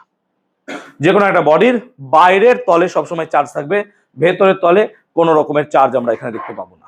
ক্লিয়ার হয়েছে? আই হোপ বুঝতে পারলাম। সো সারফেস চার্জ ডেন্সিটি বুঝতে পারলাম, এবং চার্জ কোথায় থাকতে পারে না পারে সেটা বুঝতে পারলাম। ক্লিয়ার হয়েছে? বুঝতে পেরেছি? লাইটনিং কন্ডাক্টর, এটা দিয়ে আমরা শেষ করবো চ্যাপ্টারটাকে। তো বুঝতে পারছো চ্যাপ্টার সোজা ছিল। আমরা প্রথম দিন একটু কমই পড়াচ্ছি, অল্প পড়াচ্ছি, পড়ো। সেকেন্ড দিন অনেক পড়িয়ে দেবো, চিন্তা করো না। তো প্রথম দিনে একটু সহজ পড়াচ্ছি, আজকে ডিপিপি দিয়ে দিব, বাড়িতে গিয়ে করবা। ঠিক আছে? তোমরা জানো ফার্স্ট সেমিস্টারে ডিপিপি চলতো, থার্ড সেমিস্টারে ডিপিপি চলবে, আবার ফোর্থ সেমিস্টারে ডিপিপি থাকবে না। ঠিক আছে? এমসিকিউ যেহেতু, এবার আবার মজা চলে এলো, যে যত পারবো হাত দেখবো কত হলো বন্ধু, কান দিয়ে উত্তর কটা হলো রে, নাকে উত্তর, কে বলবে নাকে আঙুল ঢোকাবো কত উত্তর হয়েছে। হ্যাঁ, এখানে তো চলবে না, ও তো বোর্ডে গিয়ে তখন চোখের জলে আমার নাম দেখবে, যে এলআই স্যার লেখা আছে, কেমিস্ট্রি স্যারের নাম দেখবে, কেমিস্ট্রি লেখা আছে, যেটা চলে এসছে অলরেডি নাকি। ছাড়ো, লাইটনিং কন্ডাক্টর নিয়ে দেখো। এই মিস্ত্রি কি হলো রে, গেম খেলছে নাকি মিস্ত্রি? দেখ দেখ, এদের দেখ মিস্ত্রি বিল্ডিং এর কথা হবে, দেখ। তো আমরা যদি মেঘ নিয়ে আলোচনা করি, তো মেঘ তৈরি হয় কি করে? মেঘ বেসিক্যালি কুয়াশা, কাইন্ড অফ কুয়াশা। ছোটবেলায় আমাদের ভ্রান্ত ধারণা ছিল। তো এই মেঘগুলোকে যদি দেখি, দেখো মেঘ কুয়াশা কি করে বুঝবা? দার্জিলিং গেলে বুঝতে পারবা, দেখবা নিচে আছে, উপরে পাহাড়ে দেখবা মেঘ, কিছুক্ষণ পর ওখানে গিয়ে দেখবা একটা কুয়াশা। তো মেঘ ইজ কাইন্ড অফ কুয়াশা। এবার এই মেঘগুলো কি হয়? আকাশের মধ্যে ভাসমান অবস্থায় থাকে, এবং আকাশের যে ডাস্ট পার্টিকেল গুলো আছে, ধূলি কণা, তাদের সাথে এর কি হয়? অলওয়েজ ফ্রিকশন, ঘর্ষণ লাগতেই থাকছে। আর আমরা কি জানি কি হয়েছে? মেঘ হয়নি। ও ঠিক আছে, এবার ফ্রিকশন লাগতে থাকে। এবার এই ফ্রিকশনের ফলে এদের মধ্যে কি হবে? ইলেকট্রন আদান প্রদান হবে, এবং দেখা যায় নিচের দিকের অংশগুলো নেগেটিভলি চার্জ হয়ে যায়, নিচের দিকের অংশগুলো নেগেটিভলি চার্জ, আর উপরের অংশগুলো positively charge. But we are not concern about the উপরের part, we are talking about the নিচের পার্ট। তো এই নিচের পার্টে আমাদের কি আছে? মাইনাস চার্জ গুলো আছে সব জমা। এবার ধর মিস্ত্রি এরকম একটা বিল্ডিং বানিয়েছে, ঠিক আছে, এই বিল্ডিং। এবার এই বিল্ডিং এর মধ্যে এইরকম ভাবে খুব সুন্দর একটা বিল্ডিং বানিয়ে রেখেছে, কাইন্ড অফ বুর্জ খালিফা, এরকম কাইন্ড অফ, ঠিক আছে, ইট ফিট দিয়ে বানিয়েছে, এরকম কিছু একটা। এবার শোন, এবার যেহেতু বিল্ডিং অনেক উঁচু, তাহলে বিল্ডিং উঁচু হওয়ার জন্য এই মাইনাস চার্জ গুলো এখানে সব অ্যাকুমুলেট করবে, ইন্ডাকশন প্লাস চার্জ, হ্যাঁ না বল? ইন্ডাকশন প্লাস চার্জ জমবে। এবার এখানে যত মেঘ ঘনীভূত হবে, কাছাকাছি আসবে, মাইনাসের পরিমাণ তত বাড়বে, তত বেশি এখানে প্লাসের পরিমাণ বাড়বে। এবার দেখ, যত মাইনাস প্লাস বাড়ছে, এদের মধ্যে পোটেনশিয়াল ডিফারেন্স, বিভব প্রভেদ তত বাড়ছে। বিভব প্রভেদ ক্লাস 10-এ পড়েছিলিস, যাক আমি আবার পড়াবো, চিন্তা করিস না। বিভব প্রভেদ বাড়ছে। এবার বিভব প্রভেদ বাড়লে এখানে কি হবে? এ বেটা ইলেকট্রনিক চার্জ গুলো এখান থেকে সোজা এই বিল্ডিং এ আসবে। এবার বিল্ডিং এ এলো বলে তো নয়, বিল্ডিং এর ইট গুলো তো ব্যাড কন্ডাক্টর, কিন্তু তার মধ্যে থাকা ইলেকট্রিক্যাল ওয়্যারিংস সেগুলো তো সব কন্ডাক্টর। তাহলে ও কি করবে? ওই সমস্ত ইলেকট্রনিক চার্জ গুলো ওই বিল্ডিং এর তারের মধ্য দিয়ে গ্রাউন্ডে যাওয়ার চেষ্টা করবে, কারণ বিল্ডিং এ তো ইলেকট্রিক্যাল গ্রাউন্ড থাকবেই। সো ওই আর্থিং এর মধ্য দিয়ে যাওয়ার জন্য এত হিউজ ইলেকট্রনিক কারেন্ট তোমার সমস্ত যন্ত্রপাতির মধ্য দিয়ে ঢুকে যাবে। এর এত চার্জ কোনো যন্ত্রপাতি নেওয়ার ক্যাপাবিলিটি রাখে না, সেগুলো সব নষ্ট হয়ে যাবে, তাই না? এবং এখান থেকে এই ঘটনাটা ঘটবে, এটাকে আমরা বলি বাজ পড়া বা বজ্রপাত। আমরা এটাকে বলি বাজ পড়া বা বজ্রপাত। সো বেসিক্যালি বজ্রপাত জিনিসটা কি? বজ্রপাত মানে হচ্ছে যে ওপর থেকে নিচের দিকে বিভব পার্থক্য খুব হাই, খুব বেশি হওয়ার কারণে ফ্লো অফ চার্জ। এখন দেখবা যে যখনই বজ্রপাত হয় সেটা তো সোজা পড়তে পারতো, সোজা পড়ে না, বজ্রপাত কেমন একটু টেরা বেঁকা টাইপের, এরকম ব্রাঞ্চিং হয়ে পড়ে। এবার টেরা বেঁকা পড়ে কেন? আমি সহজ করে বোঝানোর চেষ্টা করছি। ধর এখানে বজ্রপাতটা শুরু হয়েছে, তাই না? ক্লাস 11 শুরু হয়েছে, বজ্রপাতটা শুরু হচ্ছে। এবার তুমি আশেপাশে প্রচুর ধূলিকণা দেখতে পাচ্ছ, ইফ ইউ নো প্রচুর ধূলিকণা দেখতে পাচ্ছ। এবার এই প্রচুর ধূলিকণাগুলো তোমার কি করছে, তুমি যেহেতু খুব হাই চার্জ নেগেটিভ, এরা কি হচ্ছে সব আকৃষ্ট হয়ে যাচ্ছে বাই প্লাস, ইন্ডাকশন হয়ে যাচ্ছে, মাথায় সুন্দর চুল, হেভি দেখতে, তাই না, চুল এরকম করছে, যেটা আমার নাই অবভিয়াসলি। সো এরকম দেখছো। এবার তোমার কি রাস্তা যাওয়ার কথা ছিল সোজা, you are tend to go সোজা, বাট তুমি এরকম আশেপাশে প্লাস দেওয়ার ফলে তুমি রাস্তা ভটকে যাচ্ছ, না ভটকে যাচ্ছে এরকম ভাবে, বুঝতে পারছো? তার ফলে কি হচ্ছে, এরকম ভাবে ও বাঁকা বাঁকা পথে যাচ্ছে, সোজা পথটা আর ফলো করতে পারছে না, সোজা পথটা আর ফলো করতে পারছে না, বুঝতে পারছি ব্যাপারটা? সেই জন্য অলওয়েজ বজ্রপাত জীবনে সোজা দেখবা না, ও টেরা বাঁকা হবে। কারণ কি, আশেপাশের এয়ার মলিকিউল গুলো থাকে, ওই এয়ার মলিকিউল হোক বা ডাস্ট পার্টিকেল হোক, তারা কি করবে, ইন্ডাকশনের জন্য তাকে নিজের দিকে টানবে, ও টানছে এ টানছে, সবাই মিলে টানাটানি করছে, তাই না? এরকম একটা ছেলেকে বা মেয়েকে, হোয়াটএভার ইউ ক্যান সি। এই কারণে হয়। 2 নাম্বার, এত আওয়াজ হয় কেন স্যার? দুম করে একটা আওয়াজ হয়, মনে হয় বোম পড়ছে, because of the vibration of the air. এখানে কি হচ্ছে দেখো, যখন ইলেকট্রনিক চার্জ যাচ্ছে, ও কি করছে, ডিসপ্লেস করছে কাদেরকে, এয়ারকে। তো তার মধ্য দিয়ে যখন যাচ্ছে, ওদের ভাইব্রেশন প্রচুর হারে হচ্ছে, ওই ভাইব্রেশনের জন্য এখানে কি হচ্ছে বলতো, সাউন্ড তৈরি হচ্ছে। সো এখানে প্রচুর সাউন্ড তৈরি হয় because of that vibration of the air. আর তোমরা জানো ভাই, এয়ারের ভাইব্রেশনের সাউন্ড হয়, ক্লাস 11 পড়েছো, এয়ার কলাম, ফ্লুট পড়িয়েছি, সবই পড়িয়ে দিয়েছি। সো এইভাবে লাইটনিং কন্ডাক্টর কাজ করে। এবার যদি এই বিল্ডিংটা দেখো, তাহলে এই বিল্ডিংটার শেষ, খতম, নাই। এবার মিস্ত্রি বিল্ডিং বানাবে, কিন্তু একজন ফিজিক্সের যে ভালো জানে, সে ভালো বিল্ডিং বানাবে। কি করে? আমরা সেই বিল্ডিং এ বানাবো, কিন্তু সেই বিল্ডিং এর মাথায় কি করবো, একটা এরকম বড় ত্রিশূল মতো দিয়ে দেবো, এই ত্রিশূল মতো দিয়ে দেবো, আর এটাকে কি করব, কানেক্ট করব গ্রাউন্ডের সাথে। বা শোন, ত্রিশূলের গুরুত্ব কি শোন। আমরা কি বললাম, কোন জায়গা যত এরিয়া কম হবে, সেখানে তত বেশি চার্জ জমা হবে। তাহলে কনসিডার কর এরকম টাইপের একটা অংশ, এটা দেখ খুব সুচালো অংশ, সুচালো অংশ, তাহলে এটা হচ্ছে প্লাস, এটা হচ্ছে প্রচুর পরিমাণে প্লাস, তাই না? এবার ধর আমি এখানে মোমবাতি রেখেছি একটা, এই চুপ কর, মোমবাতি রেখেছি, মোমবাতি। এবার এই মোমবাতির সাথে একটা চমৎকার ঘটনা ঘটবে, কেউ গেস করতে পারছো কি ঘটবে? এনি গেস, গেস, আমি জাস্ট গেস বলছি, মোমবাতির সাথে কি ঘটবে, এনি গেস? কোন দিকে? এদিকে। কেন? অ্যাট্রাকশন করবে, তাই তো? আচ্ছা ঠিক আছে, আর এনিওয়ান? হলো না।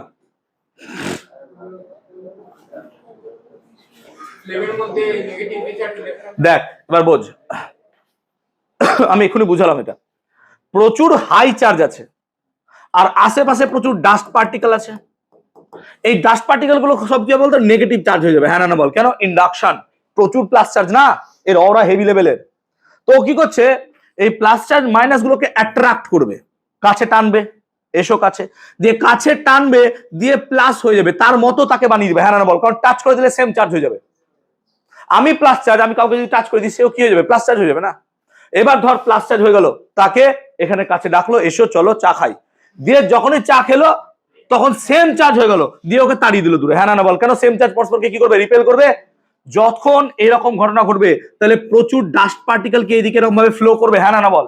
তখন মোমবাতির শিখাটা মাঝে মধ্যে নড়ে যাবে, হ্যাঁ না বল? তাহলে মোমবাতির শিখাটাকে মাঝে মধ্যে দেখবো এরকম ওরা নড়ছে, কেন নড়ছে? Because of that flow of charge, অর্থাৎ এখানে কন্টিনিউয়াসলি ফ্লো অফ চার্জ পাওয়া। আমি কি বলতে পারলাম? ক্লিয়ার? তাহলে এখানেও সেম ঘটনা ঘটবে। কি ঘটবে দেখো, এই ত্রিশূল দিয়ে রেখেছো, এই ত্রিশূলের ক্ষেত্রে আমরা মাইনাসের জন্য এখানে প্রচুর পরিমাণে কি চার্জ জমা হবে, প্লাস চার্জ। এই প্লাস চার্জ গুলো কি করবে, আশেপাশ থেকে যে ধূলিকণা আছে সেইগুলো থেকে সব প্লাস চার্জকে কোথায় ফেলবে স্যার, ওপরে। তার মানে এখানে প্রচুর মেঘ জমে আছে, আর এগুলো সব মাইনাস, কিন্তু ও কি করবে বলতো, এখানে আস্তে আস্তে প্লাস চার্জ দিতে থাকবে, প্লাস চার্জ দিতে থাকবে। প্লাস চার্জ দিলে কি হবে বলতো, মাইনাসের প্রকোপটা আস্তে আস্তে কি হবে স্যার, কমবে। তো মাইনাসের প্রকোপ যদি কমে যায়, বজ্র পড়ার সম্ভাবনাও কি হয়ে যাবে, কমবে। আর বজ্র যদি পরেও এখানে রাগে বজ্রপাত ফেললো, এখানেই ফেলবো, ও কি করবে, দেখা তার কানেক্ট করা আছে, তাহলে ওই তারের মধ্য দিয়ে চলে যাবে। বজ্রপাতে প্রচুর এনার্জি থাকে। ছোটবেলায় আমি ভাবতাম বজ্রপাত হচ্ছে মানে উপরে ভগবান ছবি তুলছে, কে কি পাপ করছে। অনেস্টলি স্পিকিং, ছোটবেলায় অনেক ভুলভাল ভাবতাম, যে বজ্রপাত হলে ভাবতাম ভগবান ওদের ছবি তুলছে, যে এই টাইমে ভালো মন্দ কাজ করতে হয়, খারাপ কাজ করা যাবে না, ছবিতে পাপ ধরা পড়বে। ঠিক আছে, যাই হোক, এই হচ্ছে গল্প। এবার এই যে তারটা আছে, আমি যা ভাবতাম তা ভাবতে পারবি না, মানে অনেকে উল্টাপাল্টা ভেবে নিতাম। তো এই তারটা যেটা আছে, সেই তারটা যদি পাতলা দাও, হবে না, মোটা তার দিতে হবে। কেন? এই বজ্রপাত যদি এর মধ্যে দিয়ে যায় তো গলে যাবে, বুঝতে পারছি ব্যাপারটা? সেটা এটা একটু মোটা দিতে হবে। আর যথেষ্ট গভীরে একে পুঁতে রাখতে হবে, ওপর ওপর রাখলে হবে না, যে মাটিতে টাচ করিয়ে রেখে দিলাম তা নয়, গভীরে পুঁতে রাখতে হয়। কি হয়েছে ভাই? দাঁড়াও, ডিপিপি দিচ্ছি, দেখছি তোমাদের তেন্দ্রামু। দাঁড়াও, দেখো কটা ডিপিপি পারো, এখান থেকে তো সব কোশ্চেন করেছি। দাঁড়াও, যে ডিপিপি দিচ্ছি এক এক করে বোর্ডে রাখবো, আসো দেখছি। তো যাই হোক, এটা হচ্ছে বজ্রপাতের পুরো কনসেপ্ট, যে এইভাবে ও যায় বজ্র। ক্লিয়ার হলো ব্যাপারটা? বুঝতে পারলাম? আমরা চ্যাপ্টার এখানে ইতি রাখলাম, কোনো কিছু বাদ গেলে পরে দেখছি।